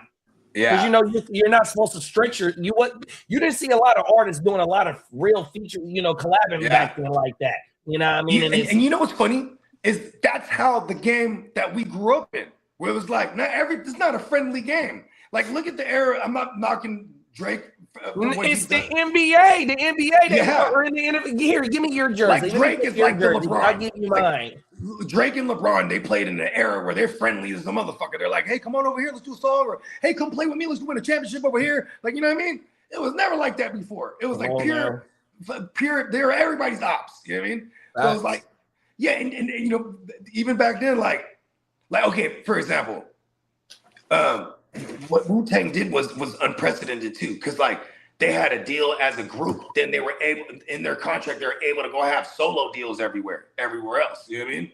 Yeah, because Method was on Def Jam. They weren't on Def Jam as a group. And that's where Red and Meth linked up because they were doing the tours together. So they just started working together. You know what I mean? And like what's funny too is like then over the years, a lot of them consider Redman like an unofficial Wu-Tang member. Yeah, you know so Method Man, they asked the shit. I forgot what platform it was on, but they asked Method Man, who was the best, and he gave it up for Redman, bro. He was like, man, he's the best spitter there. You know who says Redman's the best too? Eminem. Like I got Eminem in my top 5 all time, bro. Eminem, 100%. he said, and my list goes Reggie, Jay-Z, Tupac, and Biggie, Andre from Outkast. What do you say? Andre from Outkast, Corrupt, Nas, and then me. So he even has Corrupt up there, and I agree. That's my guy. Corrupt is a real lyricist. He's born in Philly, though. Corrupt is born in Philly. When I was a kid, I was like, "Oh, he is killing." Yeah, no, Corrupt been him for ever since day one, bro. And he's originally from Philly too, so that's what I just said on my mama. Oh yeah, you did just that. And then on my mama, because when he left the Death Row shit, bro, he went and did a Philly double album. I got the album on my shit, so that's like whereas he has the West Coast CD and then the East Coast. Yeah, facts. Hey, there's that one joint on there that bounce, rock. Roll the skate. Yeah, here we go. Here, watch this. Watch this. Tell me if you know this. Siri, play Corrupt. I wanna fuck. Now playing I Wanna by Corrupt. Watch this. This off that album.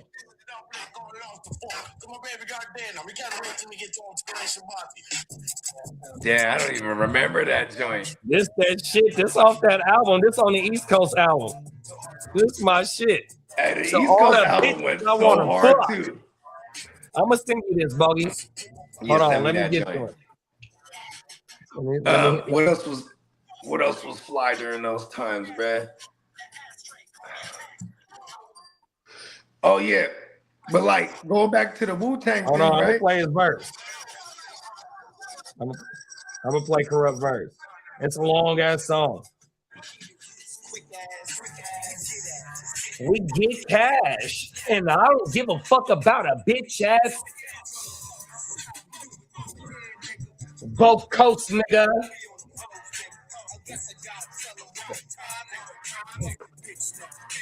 Rich nigga. Yeah, man. You got some bomb ass. You got some bomb ass. You got some bomb ass. Bitch, put it in your mouth. Hey, he was going, bro. Oh, my mama, cold world. Let's turn that off. Oh, everything. That's that shit, way. Shout out to Corrupt, bro. One of my favorite all time. Man, we got a pick 6. Birmingham finally on the board. The offense couldn't do it. The defense had to get them on the board, Lee. I saw that. Let's fucking go, man. Hey, what time the basketball game start? 7 o'clock. Your time? 7 my time. Gotta man. be your time. My bad. That was a Yes, dumbass sir. question. Hey, delete that from the streams. In the stream right now. I don't want that to get out. Don't nobody clip that. Oh my mama. Cold world. So 5 o'clock my time, NBC. All right. Yeah, we going live for that. Fuck that. Excuse me, y'all. That was the best of the best picture they would let me make. Come on now. That motherfucker came out fly though.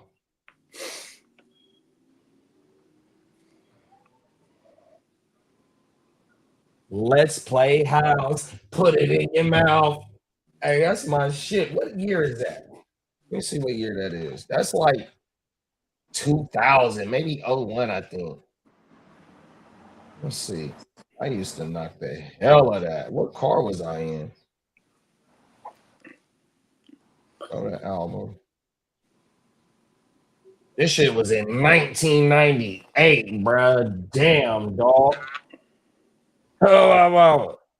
Oh, that's nigga blah. Oh, excuse my language. Please excuse my language. I'm sorry, y'all. My bad. Hey, Peacock, he said, I'm still poolside working on that tan. Hey, when you come to Vegas, bro, you're going to get about another two shades darker in about 10 minutes when we out there, bro. So really don't trip off that motherfucker. When you come to Vegas, the tan you get from Vegas ain't going to go away till about January. Them is facts. Because we going to be out there, bro. We got basketball. We got the pool. We got the tennis courts, I think it is. My mama. They gonna be out there lit, bro.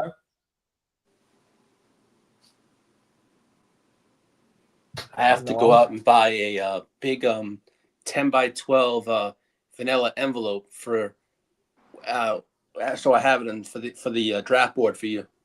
Oh yeah, is it paper or is it like a plastic like material like type shit? No, it's paper. I just don't want it. Oh yeah, you definitely got to put that bitch in envelope. That's because if what I'm gonna do is I'm gonna put it in that and then bring that to you to Vegas, and because I have something coming. That painting I told you, it comes Monday with the helmet. The helmet. Yeah, it comes Monday. Yeah. Oh wow. Yeah. You said that was one of your B-Day gifts. Yeah.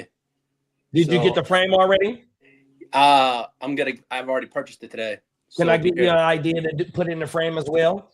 Huh? Can I give you an idea to put?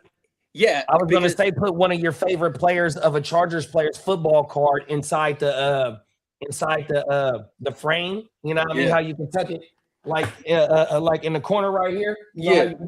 With all my jerseys, like my Herbert, my Conkey, I'm gonna stick a trading card in each one of them. Facts. I have one of each one. I just want to. I'm not gonna put my best of the best in there, but I'm gonna put a trading. Yeah, on my mouth. Yeah, but no, my mom said I look like milk. Hey, that's me too, big bro. Oh, every day. Because I have my shirt off, bro. I'm 3 different colors, Peacock. I'm a dark, I'm a medium, and I'm a white, bro. Oh, everything. I'm a token white boy, but pretty soon I'll be dark as a cooking toast. Come on now. Hey, we gonna fire that live up for the game, Peacock. Oh my mama. We gonna watch the game 7 live on the motherfucking GWN, man. 5 o'clock, bro.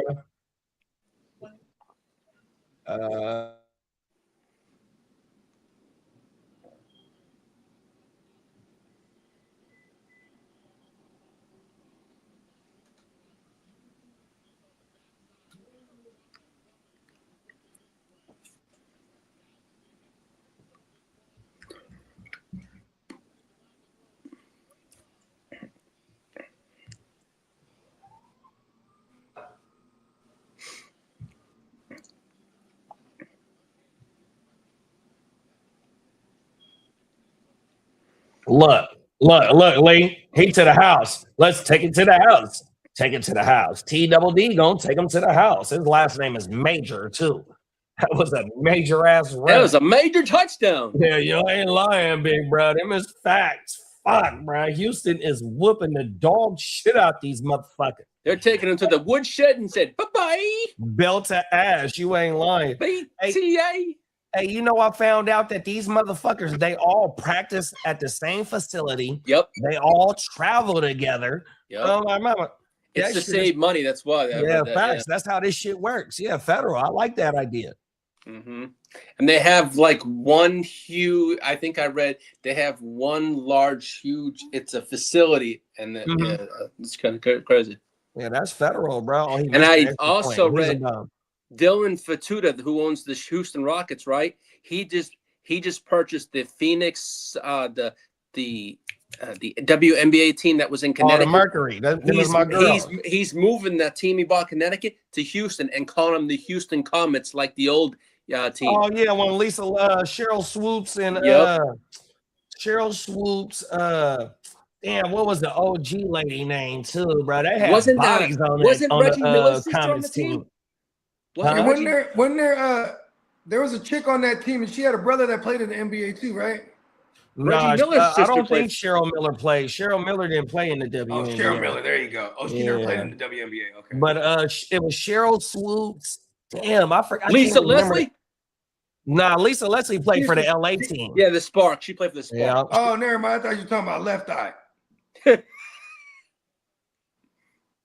Lisa Left Eye, the Commons team. I know Cheryl Swoops was on that team for sure. Cheryl Swoops will be on Gilbert Arenas podcast. Oh, word. Cheryl Swoops is a WNBA legend. Oh my mama. But it was a few big name players on her team though. Gilbert Arenas is a legend too, in his own right. The stories about Gilbert is hella funny, dog. Yeah, Gilbert is a fool. Was it Tina Thompson? What up, in the motherfucking swimming pool? Yeah. Hey, JD. Hell yeah. Yep, that's Hurley. What'd it do? Man, Nothing, man. Relaxing today. That's a beautiful sight, man. The pool and all. I know my daughter. Yeah. My daughter's going to a pool party. Is the water cold, bro, or is it a little bit warm? Hell no. Not in the No, Texas well, heat. so when I got in earlier, it was cold, like because I got in before lunchtime. But right after 2 o'clock, you get in and it's nice and warm. Talk that shit, bro. Now you get to relax now. Whew. Yeah, we had the dog trying to get the dog in here. He didn't want to swim, but my mom's little Chihuahua, that one took off. It was crazy. Jumped right in. I had a Rottweiler when I was a kid. That motherfucker loved to swim. So one of my Rottweilers, Bogey. Yeah, this golden retriever, he's water in. She'll try and bite the water. The other Rottweilers don't fuck with the water, like, but one of them she'll bite the water.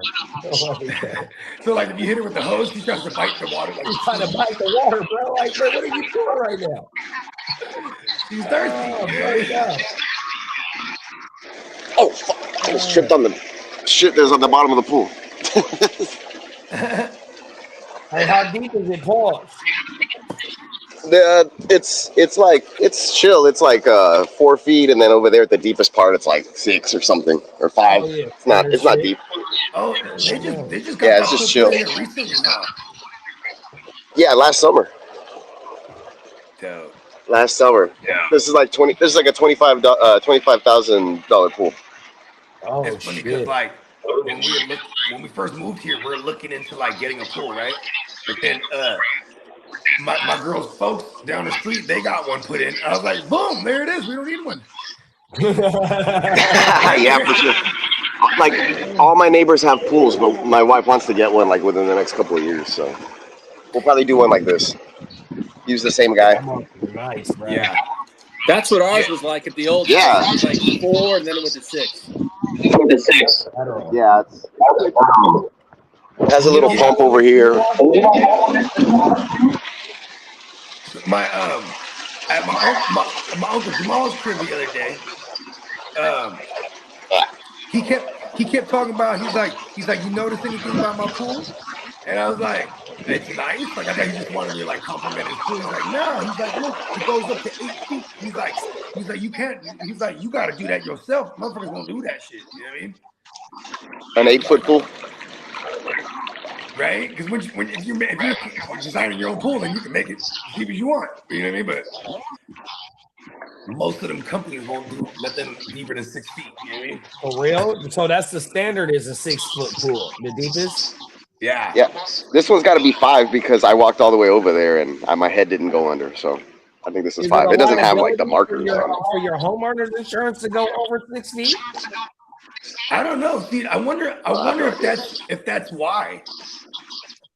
Or it might be the city code because a lot of your underground pipes and shit. The reason why we couldn't at the old house is because there was a creek in the back, and it was because of the water level, so we couldn't go any further. We couldn't go deeper than 6. Okay. Yeah, bro. I remember in high school when we used to have that swim class, like when we were like freshmen, and they had the high dive shit. I used to love that shit, dog. You're jumping on hella high, you know what I'm saying, going right into like a pool that has like 16 feet, you know what I mean? Well, we were at my high school, my 9th grade year and 10th grade year, we was able to sneak into the high school pool at nighttime because it was just a little fence that you had to climb. But then, if you was too loud, the neighbors and shit would call and the police would come. But yeah, we used to go swimming at nighttime at my high school, bro. High dive, medium dive, just high dive and a low dive. On everything. We used to, and that was in the 10 to 12 feet or 12 feet by itself. And then you had a little like 6 feet length pool. Oh my mama. We used to tear that motherfucker up at nighttime. Fuck yeah. What is it called? One of the first apartments I had, they had a pool in the apartment complex. And then like they had the little kiddie pool.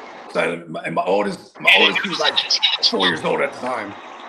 So I'd be like, boom, she playing in the little kiddie pool, and I go in the big pool, and I just tread water. I set a timer on my phone. I tread water for like 25 minutes. You know what I mean?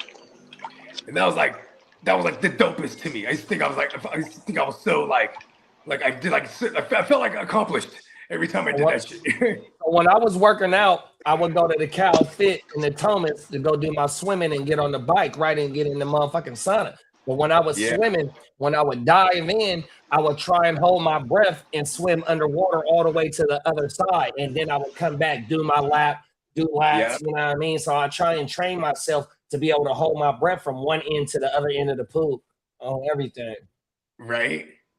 And then when I would come back, I would do high knees on the short length of the pool, side to side. You know what I mean? 100%. I used to get it in, bro, 100%. I'm all calisthenics and cardio. I get my cardio in the pool, bro. I'm not a runner. That's the best cardio, too. Yeah, I love the bike on everything. I get on that stationary bike and get on that bitch 30, 45 minutes. All I need is my headphones and I black out. Even like when I do my planks, I got it to about 3.5 minute planks. All I need to do is just listen to one song, and that's 3.5 minutes, dog. Right. Cold world, you black out, bro. That's a fact. You can make your own song in 3 minutes, bro. See, that's another thing. You can be doing planks, bro, making your own motherfucking song. Oh, everything. Hey, real talk. Like whenever I'm like writing, I'm doing something, exercising, or I'm like, I'm like on the road.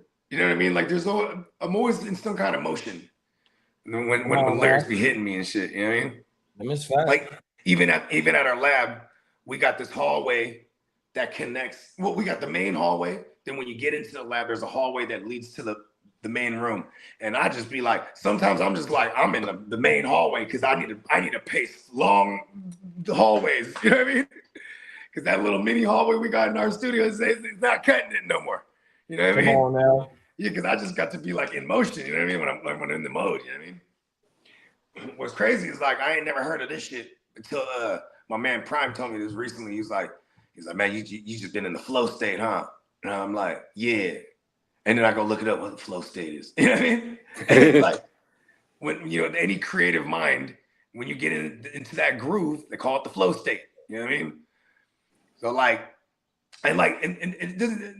for example, when you're writing one of your shows, when you're writing that flow state, that's when I'm like I'm scribbling or drawing or painting, and then I look down and then I look back up and 3 hours have passed.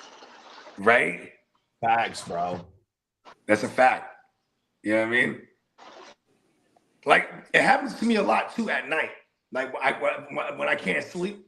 You know what I mean? So I just, you know what I mean? I'm just be like just laying there thinking of rhymes and shit. It's facts, bro. But I'm like, fuck, then it makes me want to get up and pace the room and shit. I'm a pacing motherfucker. Like I had to come and get locked. If I didn't come and get locked in, like when I text the group chat this morning, what I wanted to do for myself, you know, if I wanted to did it right then and there, bro, I wouldn't have done it at all. You know what I mean? And I was supposed to been had that shit done. So I'm glad I got it done, but the audio fucked up again. So I got the audio right for my for the first intro because I got to film 2 different intros because I got 2 different channels. You feel me? So the first intro worked out fine, but as I'm recording, and then once I recorded everything, as I watched it, I'm like, damn, I can't go back and forth out the app because it resets the fucking audio. I'm like, damn, man, do I want to do this shit again? Because I mean, I fucking felt the shit, you know what I mean? I was damn near in my groove, and Buggy always told me, like, bro, how many times did shit take you to whoop it? I'm like, maybe about 5, 6, 20 times. He like, look, bro, read this shit the first few times. That way, before you start and record, you done already read it and you got this shit in your fucking memory. And that's what I did this morning, Bo. Oh, my mama. That's why, because I was on fire this morning doing this shit. But then when I watched the game tape, I heard the audio playback. I'm like, oh, fucked up, bro.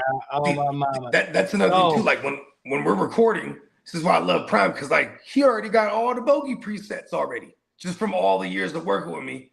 You know what I mean? Like, if I want to do some auto-tune, we got the bogey auto-tune. You know what I mean? We're going to know auto-tune. Boom, he got all the presets already for my vocal. You know what I mean? So that way, when I get in there, it makes his, I'm pretty sure it makes his job easier, but you don't find that groove unless you work. We've been working together forever. You know what I mean? So it's like, yeah, like even like when I'm punching, like if I need to punch in and out or something, or I fuck something up, or if I just stop, he already knows. Like he already knows. You know what I mean? Like okay, boom, just brings me right back. Now. Yeah, it's like mind melt. Let me see if I can pull this shit up. I'm gonna see if I can. Oh man, what the fuck? And like you know, I like doing shit on the spot. That shit fun because I'm just you know what I mean. Like when you're in the moment, but like. My favorite is like when I'm like, okay, I got this thing, I can live with this for a little bit. You know what I mean? Like a song, like a dope song, like that okay, like that one the In Living Color joint. Like that probably took me like a day to write. I was just in the groove that day. Just kept listening to the beat. I don't get tired of something either. You know what I mean? So I could be in this motherfucker, listen to that beat for like 6 hours. You know what I mean? Just because I was feeling it. And I got determined, like, oh, I'm writing this whole song today. You know what I mean?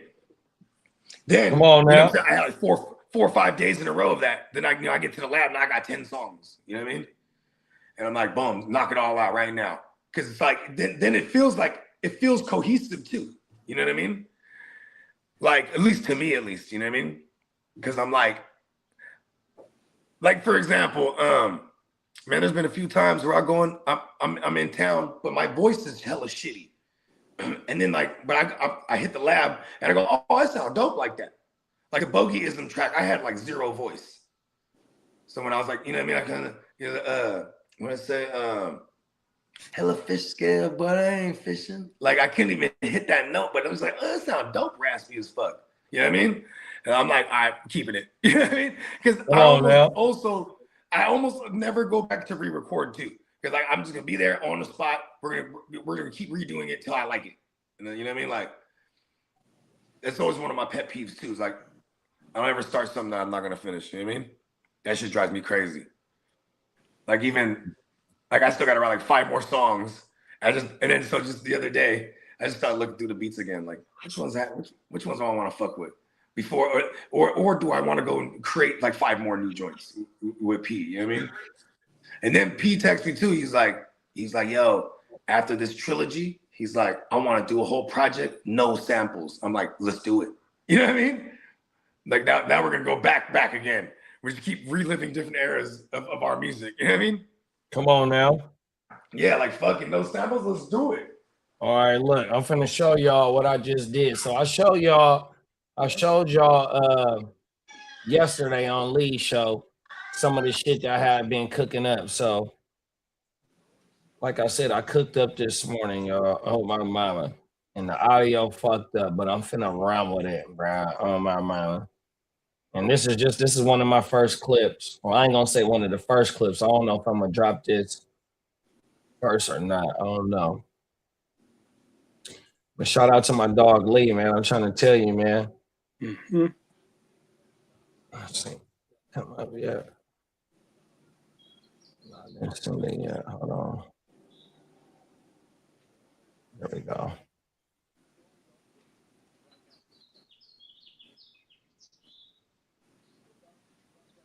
What the fuck?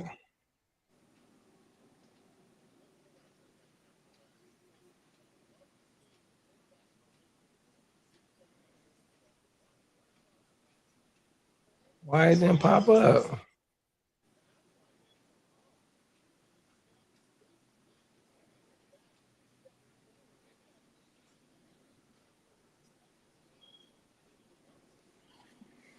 Damn. I thought it was gonna pop up. Great, let's go. What the fuck?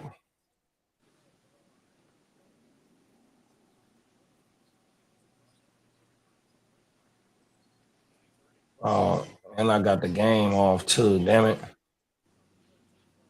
Oh, here we go, Lee. I got it. Download. Okay, here we go. Let's see. Boom. Present video file today. 2024. Here we go, Lee. Offensive line played over 15 games. You had Slater at left tackle, Zion at left guard. You look at Lee at center. Mm-hmm. Can you see it? Yeah, I can see it. The Slater and the alt, at right tackle. And they only gave up 41 snaps, and every time that Herbert dropped back, he only was sacked 7% of his attempts. Then we go over to 2025. Off the rip, you only got Joe Alt playing 6 games, and he's out of position at left tackle. Zion, he's playing in his regular position, giving you 6 games. Bozeman at his right position, giving you 16 games. You added Mekhi Becton, which a lot of Chargers fans said that was a free agency bust for them. And then you put Trey Pickens in 2024. He was a right guard. Now you kick him out to right tackle, and he only played 10 games. And then you got 54 sacks, and Herbert was sacked 9.5% every time he dropped back for a attempt. Bro, he was getting beat up last year. He was top 3 of getting sacked last year. See, look, I got the same jersey on, Lee. That's this morning. Yes, sir. Look, I'm telling you, man. Oh, my mama. You know what I mean? And that's for the lad. That's for the lad shit that I'm dropping. Yeah. Look, only thing that I missed out of that video right there, Lee, is I should have asked you how many times the combination of linemen y'all use. Like 16. Yeah, see, I should have asked you that, bro. It's all That's good. the only thing I fucked up about. No, man, you know what? But you know what? I as I said yesterday on the show, I don't want to see 16 again. Come on now, them is facts. You know? But what I have been seeing is the Chargers have been putting like videos of what's going. Man, Rashawn Slater and all look nasty. Come on now. Nasty. They say they're doing things they didn't, but they're not pushing them. But they say they could be what they wanted them last year, the two of them together, the best tackles, the best duo in the NFL. Possibly this could be it. They could get it this year. 100%. And with Biotis, oh my God, I'm so excited. And Slaughter. Biotis. He's gonna play now. Left guard. He's gonna play left guard. Is Slaughter? Come on out. And then when Biotis is gone, he'll play center. Let's go. Oh, okay. He's one of those multi-faceted. Yeah, multi-position players. Well, he played center in college. Mm-hmm. Oh, word. So they're gonna kick him out, kick him to the guard. And where did Badass come from? From Washington? Washington, yeah. That motherfucking name is Badass. Tyler Badass. I spent 90 minutes learning that name. Boozy Badass, the cousin. Cold world, bro. His cousin Tyler.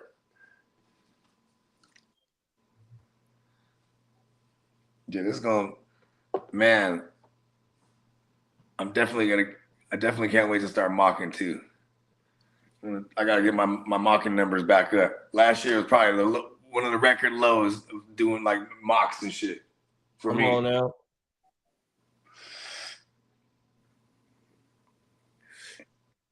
I remember back in the days when I used to fuck with that draft wizard. I'll just do a draft like in 5 minutes. You know what I mean? Oh, I had that on Fantasy Pros. Yeah, because the draft wizard shit was like against the computer. Yeah, so I can just and I just do different builds and shit. Like if I had like an hour to kill or something, I'm just like sitting there just doing hella mocks. You know what I mean? That year too. The Yahoo mocks in June, you only gonna get maybe 6 motherfuckers, 4 motherfuckers that's draft maybe 7 rounds. But as it gets to like the end of July, beginning of August, you'll get 8, 9 motherfuckers that be drafting maybe about 13 rounds, 12 rounds, no lie, in a 12-team draft. Because you get to do 12-team, 14, 8, 10s and shit like that. You know what I mean? That's where I do my mocking at is on Yahoo. They used to, so if you remember, see, because I'm a real fantasy degenerate. So back in the day in Yahoo, they had the chat board. So I come in there and say, congratulations to all you bums. You'll be placing 12th in your drafts right coming up. I used to go in there talking shit, and motherfuckers used to fire me up, bro. You don't know all types of shit, bro. Them motherfuckers, I really used to touch buttons, pause, just by saying you motherfuckers gonna be last in your draft this year. Oh, everything, no lie. And now you can't chat. You can't chat in the Yahoo. Not no more, no. Oh my mama, I used to go in there firing them up, Lee. I swear to you. They do have. And my name was Guchinni. And my name was Gucci. Like my name been Guchinni JD online for maybe since like 08, 09. Like you like for real, bro. 100%. Xbox, MySpace, Instagram, all that bullshit early in them days. Like, bro, yeah, facts. Oh my mama, I used to be in the Yahoo chat firing their ass up. They did not like me, bro. Them motherfuckers really used to be mad. It's so funny because you know how on Yahoo now, you could click on a player and it'll say something. You know, it'll have people can leave comments and shit. Have you seen this on Yahoo? Oh yeah, like Sleeper has. Yeah, Steamboat, right? He was talking to the homie Hinnock one time, and Hinnock was like, yeah, he was like talking about Basil Tootin. This is last season. So then he goes, what do you think of Basil Tootin? And then Steamboat's like, he was like, I don't know, man. I wouldn't pick him up. And he's like, really? He's like, yeah, right? He's like trying to throw him off the set. But then he knows Hinnock's going to go right to the click on the name and just read what other people are saying about this guy, right? So he goes there, and the top comment, it was Steamboat. Don't you pick him up? He left the comment there. Because he knew he was going to go run to go see this shit. Joe plays chess, bro. Yeah. 100%. This motherfucking Diamond Joe is a real fantasy football adversary. They were just laughing. Shout out to Diamond Joe. He's a real football fantasy adversary of mine, 100%, aka rival. He stopped me from getting a championship, I think, 2 years ago in the SBI. It might have been 3 years ago. I can't remember. But he stopped. And I was in back-to-back championships in that league. I forgot who beat me the other year. Cold world. But yeah, shout out to both of y'all on everything. But yeah, Joe. He ain't never beat me in I've never beaten him in a chip, but I've definitely knocked him out to go on to the chip and win it all. Right? But he's beat me twice. Oh, so that's the 49ers versus the Cowboys in the early 90s. Whoever won the NFC championship won the Super Bowl. Yeah. I mean, shit. I guess you could even throw the Packers in that mix too, because once they finally won the NFC championship, they went on to win too. Yeah, but that was in the late 90s, bro. Brett Favre got his right, 96. Huh? Yeah, hell yeah, bro. And the Packers, we had beef with the Packers and the Vikings in the mid-90s after we won our Super Bowl in 94. Packers put us out. Vikings, man, we had beat with them motherfuckers too, bro. Shout I out to forgot Minnesota about that. Twins. Was that Shout out to State Packers. Culpepper? Nah, Culpepper was after Warren Moon. Okay, so it was still Warren Moon. No, that's you had right. Randall Cunningham. Randall Cunningham. There you go. You had Randall Cunningham, Warren Moon, and then I want to say Culpepper in Minnesota. So Culpepper didn't get there till like 2000? Maybe like 04. Because remember, Randy got traded to Oakland. Randy got traded to Oakland in like 06, I think. 07, I think it is. Oh, Dante was hella later. Yeah, he came out of UCF, I think, in 03. I don't think he started his rookie year. Because you had, like I said, you had Randall Cunningham. I want to say Warren Moon was in Minnesota too. Minnesota, then, if you hear, man, tap in, bro. Or my mama. Warren Moon and Randall Cunningham was quarterbacks for Minnesota, and then you got Culpepper. And then Culpepper after Minnesota, he went to Miami. Here, I'll pull this shit. Yeah, after life after Marino. Marino went to the Jets, I want to say. I forgot about that. Did Marino go to the Jets, Lee? I don't think so. He was always did his whole career in Miami. He ended it. He didn't go anywhere else. He stayed there because of his neck injury. When did he stop playing? Like 2004? Hold on, I'll check it right now. And then what was the other player that I was supposed to be looking up, y'all? Culpepper. Culpepper. Good looking, big bro. Yeah, I think it was Cunningham already when they missed that field goal to win the game.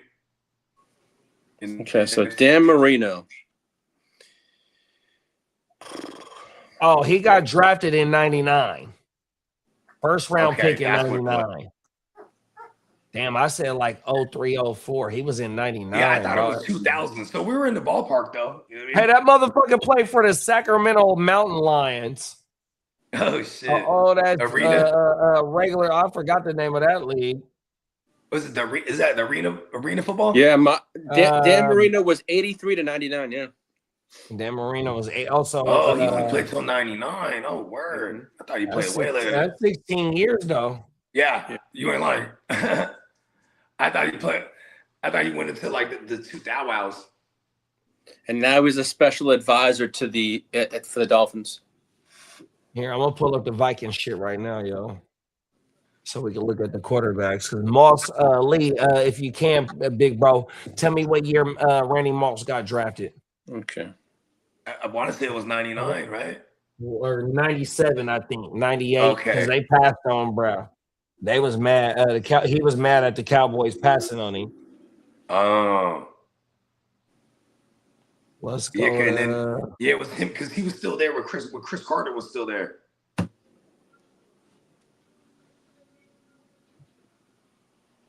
'95, Warren Moon was the quarterback in Minnesota, and Chris Carter and Jake Reed were the leading target getters. Chris Carter had 197 and 142 for Jake Reed. Let's go to 96. It was a quarterback. 96 was Brad Johnson played more games than Warren Moon. Warren Moon must have got hurt. Let's go to 97. Brad Johnson, Super Bowl champion Brad Johnson. So in 97 is the first year with Randall Cunningham. He only played 6 games. So let's go to 98. And that's the year right there. Yeah, that's the year where they go to the NFC Championship.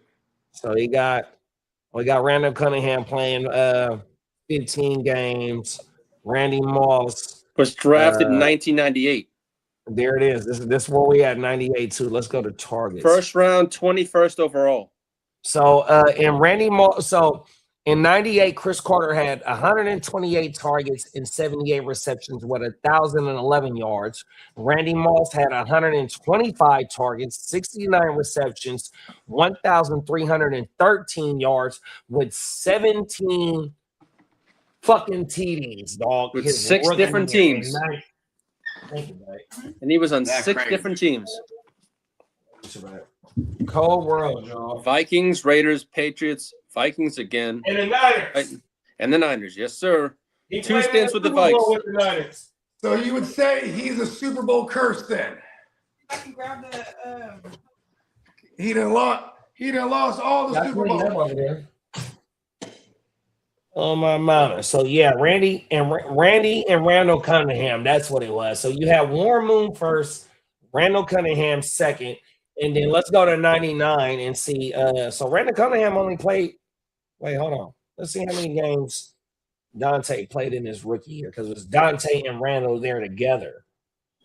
So you got Jeff George and Randall Cunningham in 99. Not Jeff George, boy. Right.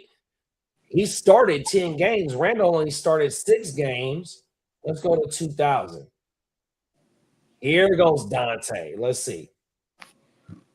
Dante Culpepper, 16 games started, 11-5, 297 at completions, 474 attempts, 62.7 completion percentage, 33 TDs and 16 picks.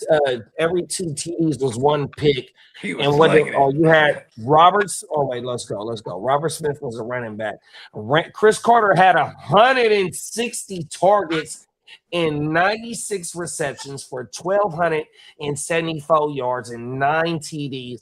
Randy had 128, 77 receptions for 1,437 and 15 TDs, and he averaged 18.7 yards per reception, dog.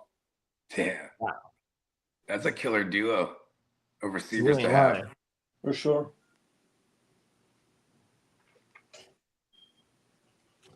That's crazy, bro. Right? That's What did they do in 2000? They got to the NFC Central. They won they were first in the Central.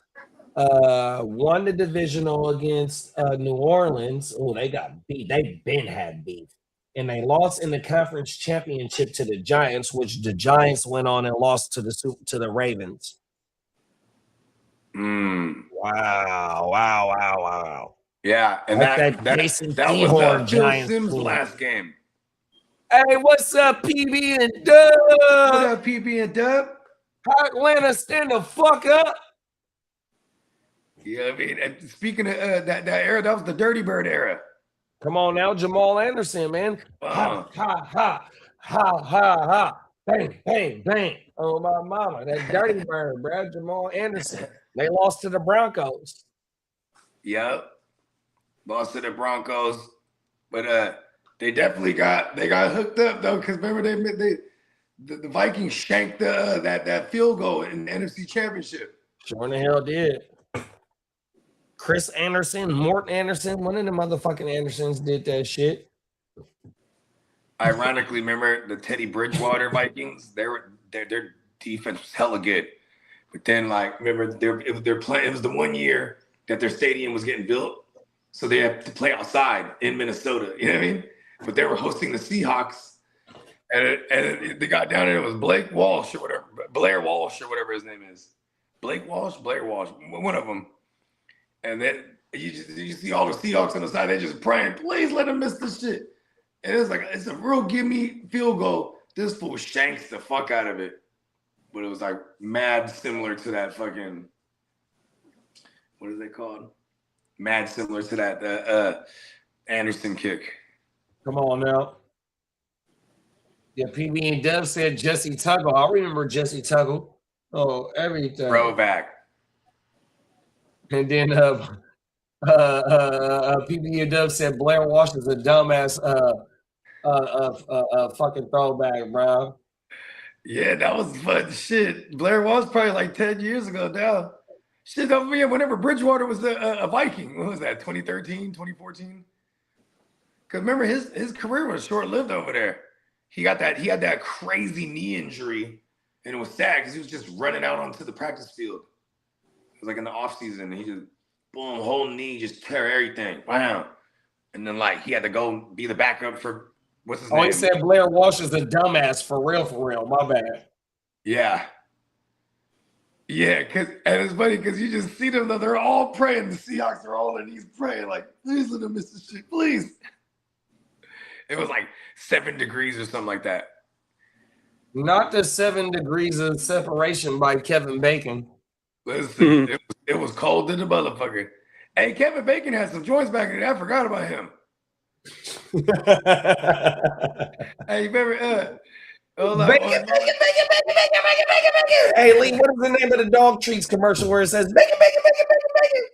Oh God, bacon bits. I think that might be it. Everything. Yeah, my dog, my other dog got addicted to that. Bacon. Yeah, Bacon.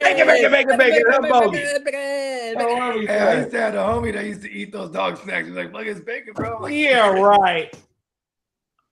Get the hey, Bogey. My girl's cousin, bro. He was a running back bro. on this game that's been killing on here, right? So they got a 2 running back set, but another one his last name is Merritt. Hey, we might got Jaworski Merritt's cousin at running back on the field right word. now. I meant to tell you that earlier. There's another Krosky Merritt out there. Right. Krosky Merritt. Cold world, bro. My bad. No, but look, the homie, he was when we were in high school getting high, this motherfucker was a savage, bro. Like, we would just go we had this one homegirl, we would just raid her house and raid the kitchen, eat everything. This fool get he'll open like a can of corned beef, right? And just eat it out the can. I'm like, you ain't finna cook that? It's cooked already. It's cooked already. And my girl's cousin was a savage, though. Shout out to my homie Jed. He's the one that when we grew up, he ended up becoming a pastor and shit. That's right. We weren't growing up yet. We were like 18, 19. And he was on that DD. He was like, God's telling me to go to the Philippines. Hey, he turned it all the way around. Shout out to Brad. Yeah. Yeah, you know what I mean? It ain't what you know, it's who you know. You know what I mean? And when you know a person like that's highly anointed in the church, bro, not only does he pray for him and his people or him and his household, he prayed for everybody that he knows. You know what I mean? It's not. They always say, bro, it's always somebody praying for you, bro, 100%. So when you got somebody that close in your circle, bro, you know what I mean? You got protection around you because he's praying for you as well, bro.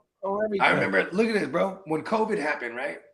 And it was crazy because, everybody tapping in with each other, checking out everybody's doing and whatnot. And then I go, how you doing, man? He's like, it's tough, man. He's like, just not being able to preach, right? And then at the time even before COVID happened, it was like, they were already PB and Dub. Yeah. No, talk your shit, Bo. My bad, big bro. No. PB and Dub just said pray for your enemies. That's it. Hey, no, you ain't lying. You know what I mean? Because they better pray that they don't run into me. Hey, what's funny is I don't have any mortal enemies. Even the person that tried to kill me before, because I know his life sucks. So I just, I'm already winning in that aspect. Right? Come on now. Yeah, but then there's what was crazy is most of the people that I had issues with is really they'll never keep running because they owe me money. You know what I mean? Right. So they'll be conveniently disappeared anytime they know I'm finna be around. That's the funny thing. When people get real elusive when they owe you some petty. You feel me? No, 100%. And they got every excuse in the world too, bro. Mm-hmm. Oh, and then, hey, I gotta do this. Oh, this came up yesterday. Oh, they didn't took my then I see them on the gram. Oh, PG. I see them on the gram popping bottles talking about it's nothing. Oh, it's my baby birthday. Oh, it's my niece's baby. Man, get the fuck out of here, dog. I don't want to hear that shit. You know what's so funny too is I used to be like, oh shit. I always go straight to how many kids I have. Well, how many kids you got? Oh, none. I got 4. Where is it? You know what I mean? Come on now. Fact, bro. I mean, that's the thing too, though. Is at the end of the day too, it's still I'm disciplined enough nowadays to be like, that's my fault. You know what I mean? You let somebody run a tab, you can't just let anybody run a tab. No, them is facts. I mean but that's what it is though, because after I gave up, I erased it, bro. 100%, man. Don't even worry about it, bro. 100%. And you owe me some chalupa right now. You know what I mean? 100%. You don't make me mad. I don't even want to dig back into them archives because, like, bro, you know it's good when you pull up and be like, bro, I don't get paid to or I ain't got no change right now. You know what I mean? Like, yeah, it's good, bro, because I know you finna double back. But the cold thing is, you let this motherfucker then get your tab get all the way up here, and I decide to, like, you know, here it is. I kick my feet up, deuces to this shit. But you know, you still owe me some chalupa, even though I'm be like, bro, you know, I don't fuck around no more. And the worst is like when it's the motherfuckers that take your kindness for weakness is usually the ones you was close to too. And then now they're not coming around because they owe me some little bit of guala. And they're like, man, no, you ain't showing up to the kids' functions or anything. Like, see, that's where it becomes like, you know what I mean? Like, bro, fuck that money, bro. Right. Like, motherfucker, right. You know, you know what I mean? I don't think any amount of money is gonna be able to write me off for. No, and I agree with you, bro. And I agree with you. But like, that's the thing though, bro. With me, the motherfucker that I went and got my medicine from to get to you motherfuckers, I'm not going at that motherfucker with no bullshit. Woo. Yeah. I gotta make mines to get that motherfucker hits. That's a fact. Allegedly, you feel me? Like, look, bro, so when I give you something on the strength, and like how you just said, though, bro, like how you let off, part of it is my fault because I let your tab get that far. Yeah. You feel me? But like, bro, no matter how big your tab get, and no matter if I'm still working or if I ain't working, bro, you got to give me mine. And that's the thing, too, is like, okay, I was always raised like, all right, if I'm having it, we all got to be getting it. Because I'm not finna be the only one having it. And then I got to take care of my guys because that's just that's how we all were growing up. Like, listen, I always remind people, man, we used to all share a 10 shot. You know what I mean? And all call rotation on it. Oh, deuce, Trey, quad. You know what I mean? Like, we was like 12, 13-year-olds. And then by the time we was like 16, 17, and we're having I'm having some change. You know what I mean? Even when we got when we got older and things got bigger, you know, it's like, look, if I'm putting somebody on, I should really only be putting you on like once or twice, and then you should be on your own. You know what I mean? But then, they treat it like a credit card. My evolution of jumping off the porch, right? A lot of us, you know, we was fucking with the Christmas trees, but a lot of my partners, they was able to make it snow in California, in Northern California. You feel me? Because that's how they first get into the game is by making it snow. But it was a little spot. It was a little spot in our in our community where it was nothing but Christmas trees. And the way that it was coming, it forced you to leave the snow away because on that little section of the community, didn't nobody want no snow. You feel me? Yeah. So as the shit got, later on, I'm one of the ones that continued to keep the Christmas tree. You feel me? 100%. And like, look, bro, it was like, I didn't have to worry about nothing, bro. The word of mouth was always everything. Yeah. You know what I mean? Motherfucker didn't have to do extras. You know what I mean? Because, and I have the 9 to 5s to be able to go ahead and be like, look, bro, I get off at woo. If you willing to wait, and bro, right when I got off, yeah.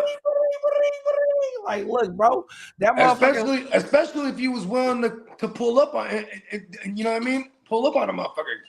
You know what I mean?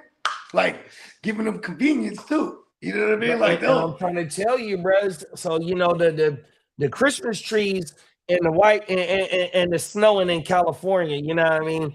It's a whole nother ball game because, you know what I mean, just based on the consequences that come with the shit. You feel me? And I was always Christmas trees. Oh my mama. Yeah.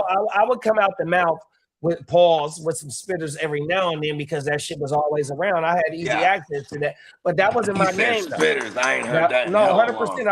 I kept spitters in my mouth, 100%. But that wasn't my forte. You got to remember though, because my dad is first generation. Yeah. So his age know me, and everybody didn't get their life straight in them days. So you can have spitters, and who you get doing a handshake to because these are your peoples. So a motherfucker didn't have to worry about a motherfucker being wired up and shit like that, allegedly. Yeah. You know what I mean? So exactly. You know, and like and obviously because if motherfuckers was being watched, there's no hand-to-hand exchange. So motherfuckers just spit on the ground.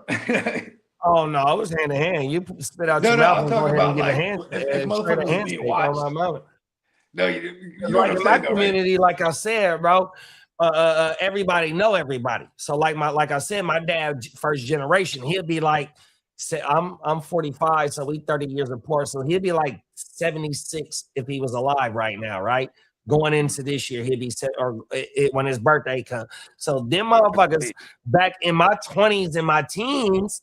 You know what I mean? Some of them motherfuckers ain't got their life together. So when you're from the community and born in the community, you know the motherfuckers that's fucking putting this shit on the Gerber jars. Y'all might not know what a Gerber jar is. You know what I mean? An apparatus. You know what I mean? A motherfucking Brillo.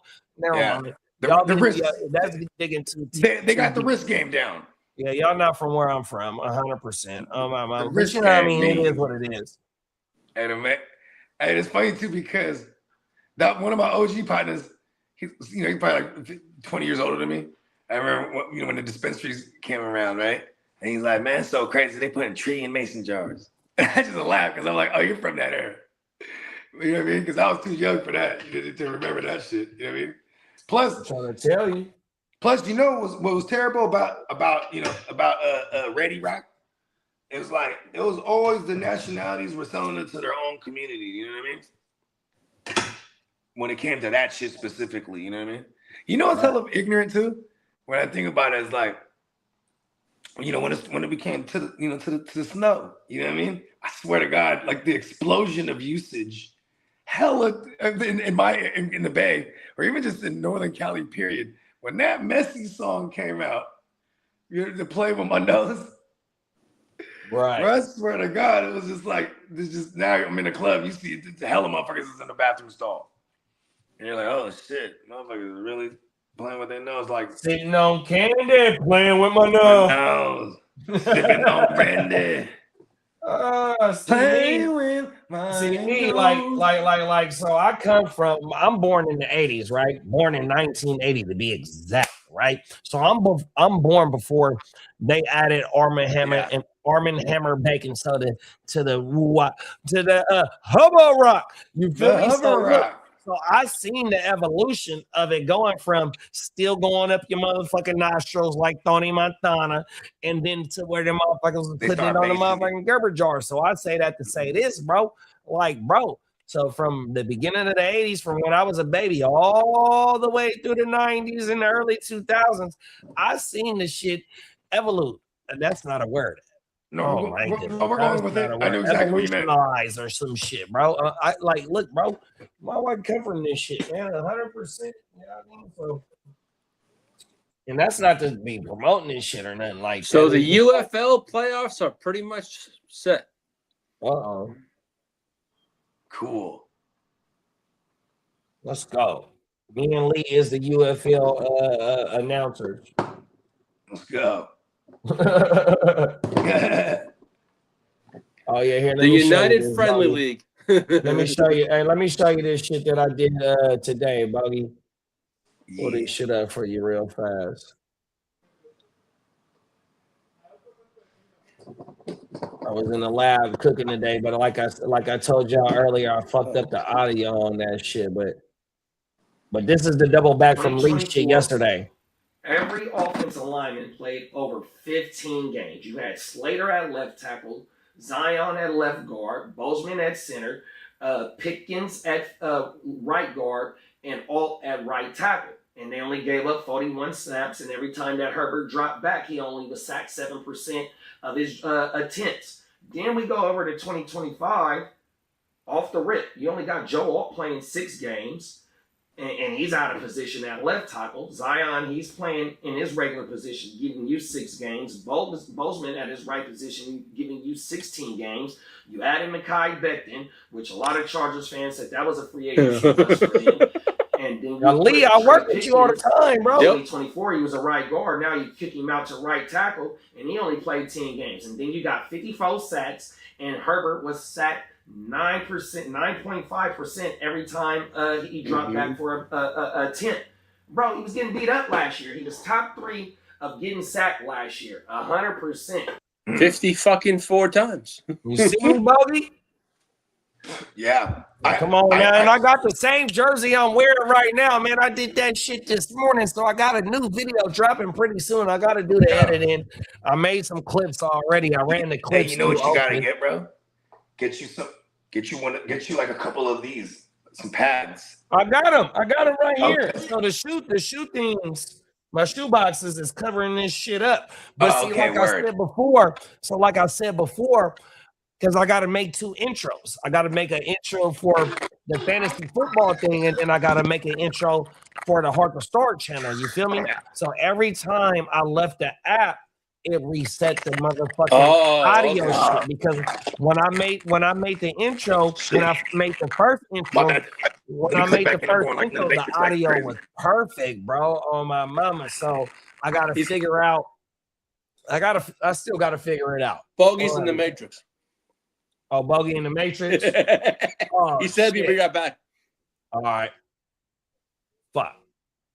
But yeah, man, I'm trying to put this shit together, bro. 100%. New video coming soon, yo.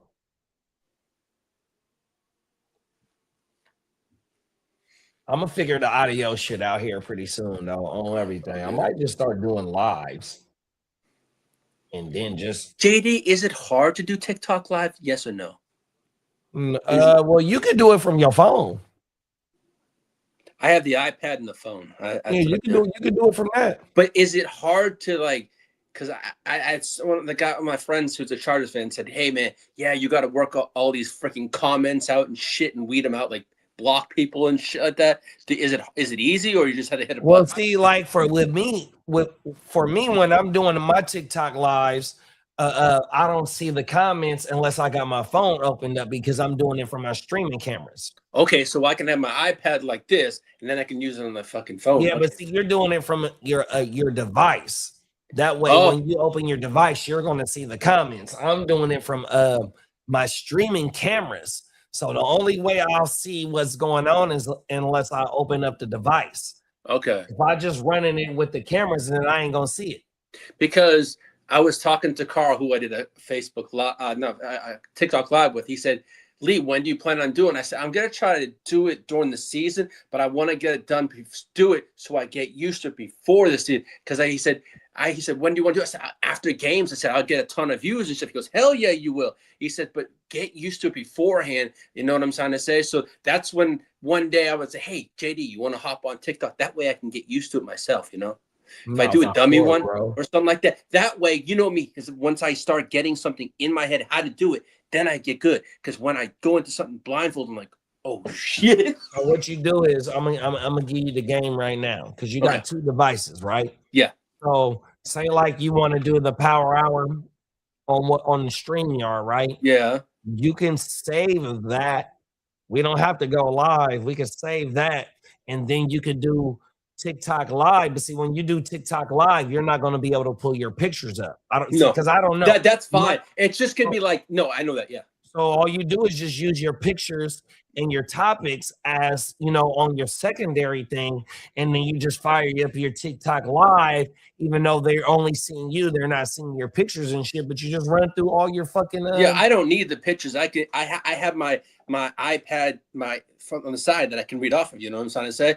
But that's cool. But the thing is, someone said to me, "Why? I know you guys are on YouTube. Why aren't you guys on TikTok to get a shitload more views?" I said, the only thing is that we can't go live on StreamYard on TikTok. They don't have that option yet. But see, with my streaming, so when we in the stream today, right now, don't leave. I'm gonna show you something. I got plans for my shit. You know what I mean? I don't know how we're gonna be able to do it for everybody's channel, but just like how you want to do your own TikTok live shit, I'm gonna show you what I'm finna do on my own shit. 100 because TikTok is one of the easiest platforms to get discovered at. That's what I've been told. And people say, you can make money. I said, it's not about the money. I said, I just want to get the No, it's notoriety. about the money, even because look, we've been doing this shit out the love. We've been doing this shit out the love Yeah, for that's a true. long time. Ton. And yeah, we're not worried about the money, but we want the motherfucking money. Yeah. 100%. And TikTok is one of the easiest places to get discovered. Okay. 100%. But when we end this stream, I'm gonna show you something. Okay. And I'm gonna just go ahead and put it on TikTok live. When we end the stream, we're gonna stay backstage, and I'm gonna create a TikTok live backstage with the shit that I just did right now, bro. Okay. On my Okay. mind. Sounds cool. Watch. Matter of fact, let me get this shit going right now. Let me get this shit going. Watch this, bro. Let's see, I had to go buy me an extra iPad, so I got 2 iPads. There you go. To help make my content, be able to make my own content, be able to make it easier to make my own content. Yeah, when you make it easier for yourself, it's a lot. Facts. It goes a lot smoother. Bro. Yeah, that's what I figured out. As soon as I got this here, I'm like, wow, I can do this better, and it's a lot easier for me. And it takes a lot of pressure off you too. You're like, oh fuck. Them is facts, bro. Yeah. Watch this shit, bro.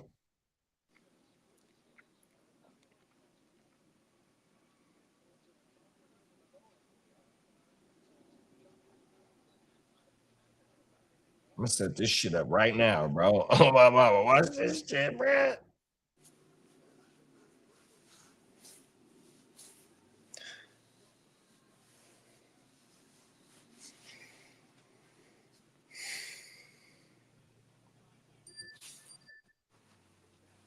Watch this shit. I'm gonna make this shit fire, bro.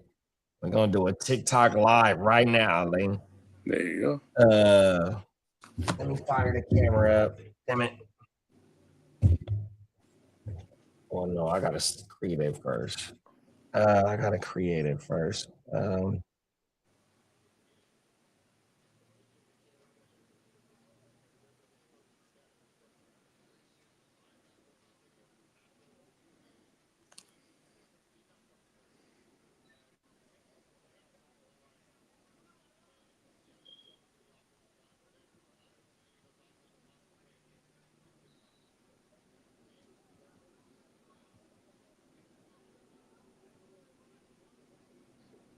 My bad, y'all.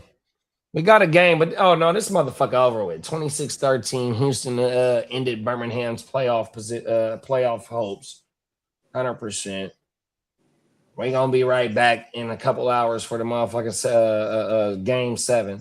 But we about to create this TikTok live right now. So hopefully y'all, if y'all got TikToks, y'all can go slide over there and check out a segment of my of one of my new segment out of my new video, new solo video. Hold on, I gotta. Damn it.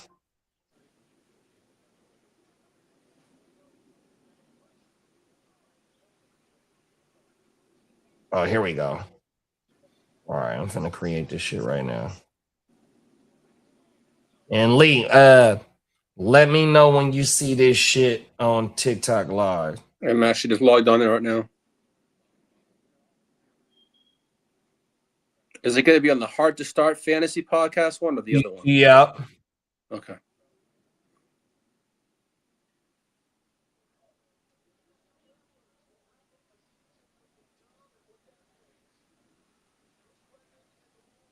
Okay, here we go.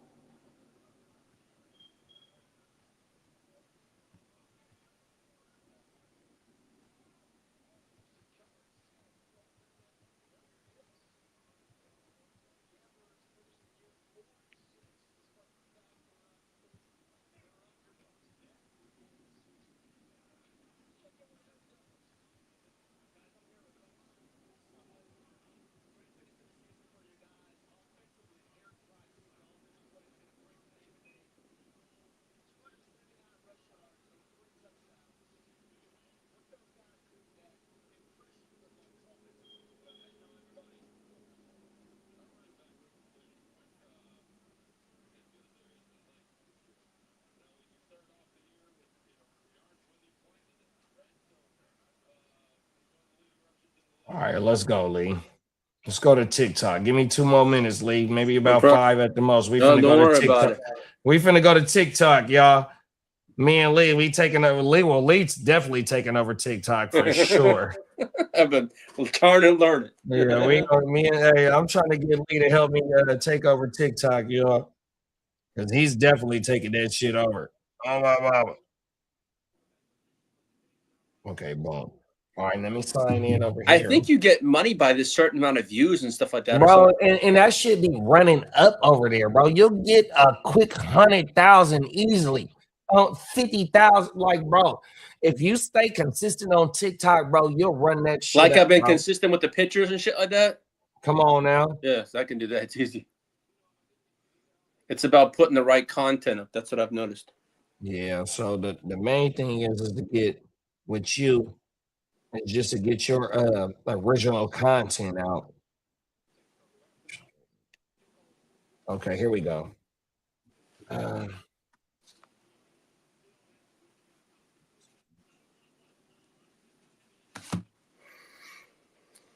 But you know what though, Lee?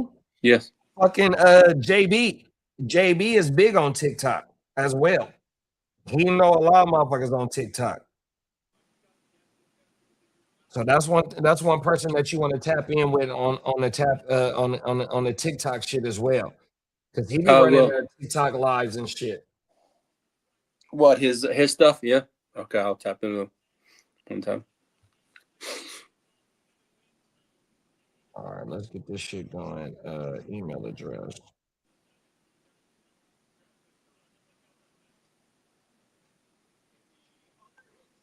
And I know if Houston gets I know Houston's probably going to get a UFL team. They're going to. No, that's who's playing right now in Houston. Oh no! That's Dylan Fachitas. That's the team that he bought then. The guy that owns the Rockets? The Rockets? Yeah.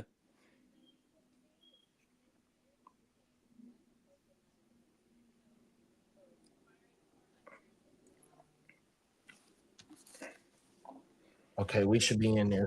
Oh no, it says it's not.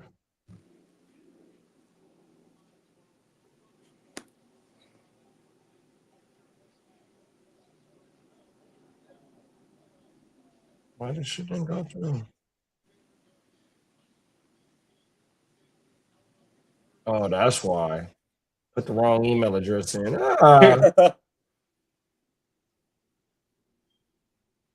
Okay, y'all, that was the game right there. Appreciate y'all for pulling up 100%. Lee, take us home real fast, big bro. All righty, you want to tap in with us a bit later on for Game 7 of the Western Conference Finals. Winner take all. Winner goes to the NBA Finals against the New York Knicks. Well, we'll see you on on this channel at 7 o'clock Central Time, which will be 5 o'clock Pacific Time on the Gen Wealth and the Heart to Start YouTube channel. Thank you for tuning in for the UFL game, and we'll see you later on. Thank you. Come on now. More clips for episode 7, season 2 coming along 100%. We just had some clips drop on the channels on all platforms. Make sure you stay tapped into wherever you find us at. Click that bell button. We got Bogey on the Bogey. Let them know what's going on, big bro. Man, man, we got a lot of things cracking. You know what I'm saying?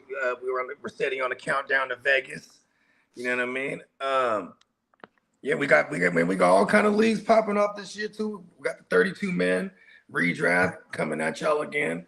You know what I mean? We're gonna have some guillotine leagues as well. You know what I mean? Just stay tapped in, because we love competing with the community. And yeah, you know what I mean? We're just trying to get this money on. You know what I mean? And also head on over to Apple, Spotify, and check out Bogart Scott Free. Let's go. Yeah, there you go. Come on now. Say less. 100%, bro. For sure, man. And look, bro. Hey, Lee, don't leave after the stream in, because we about to set this TikTok live up, because I want to show Lee how one of my little plans is about my how we gonna do the TikTok, and so how I do it for my shit. You feel me? Nice. If y'all can go slide over to either me or Lee's TikTok, and we're about to get this little 5-minute video popping off, y'all. On my mama. Nice. We see y'all in 2 hours. Oh my mama, we'll be back in 2 hours for Game 7.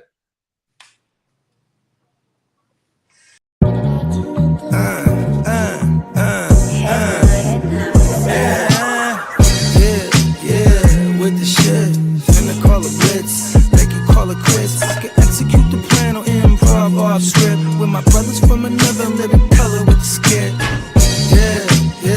With the shit, finna call a blitz, make you call it quits. I can execute the plan on improv off script with my brothers from another living color with the skit.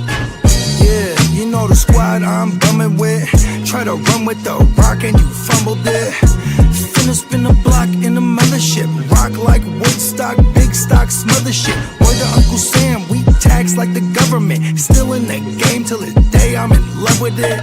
You are now rocking with the most coveted. Unapologetic, let you know who you fucking with. What's the use? I got the juice. Tapping head tops like duck, duck, goose. Slide off smooth in a coupe, no roof. Rocking sheep's clothing, I'm the big bad wolf. Double up, we gon' double down and double that. If I feel I'm double crossed, I'ma double back. That's a couple hundred large in a duffel bag. Blitzkrieg, somebody gon' end up a pack. With the shit, finna call a blitz, make you call it quits. I can execute the plan on improv off script with my brothers from another living color with the skit. With the shit, finna call a blitz, make you call it quits. I can execute the plan on improv off script with my brothers from another living color with the skit. You half steppers can't fuck with this. I'm with the big steppers and we stumping shit. Ice grill, you can feel the momentum shift. Alpha and the Omega, I'm the Genesis. Real savage, go getter. Yeah, I'm getting it. School of hard knock, I'm the mascot flipping shit.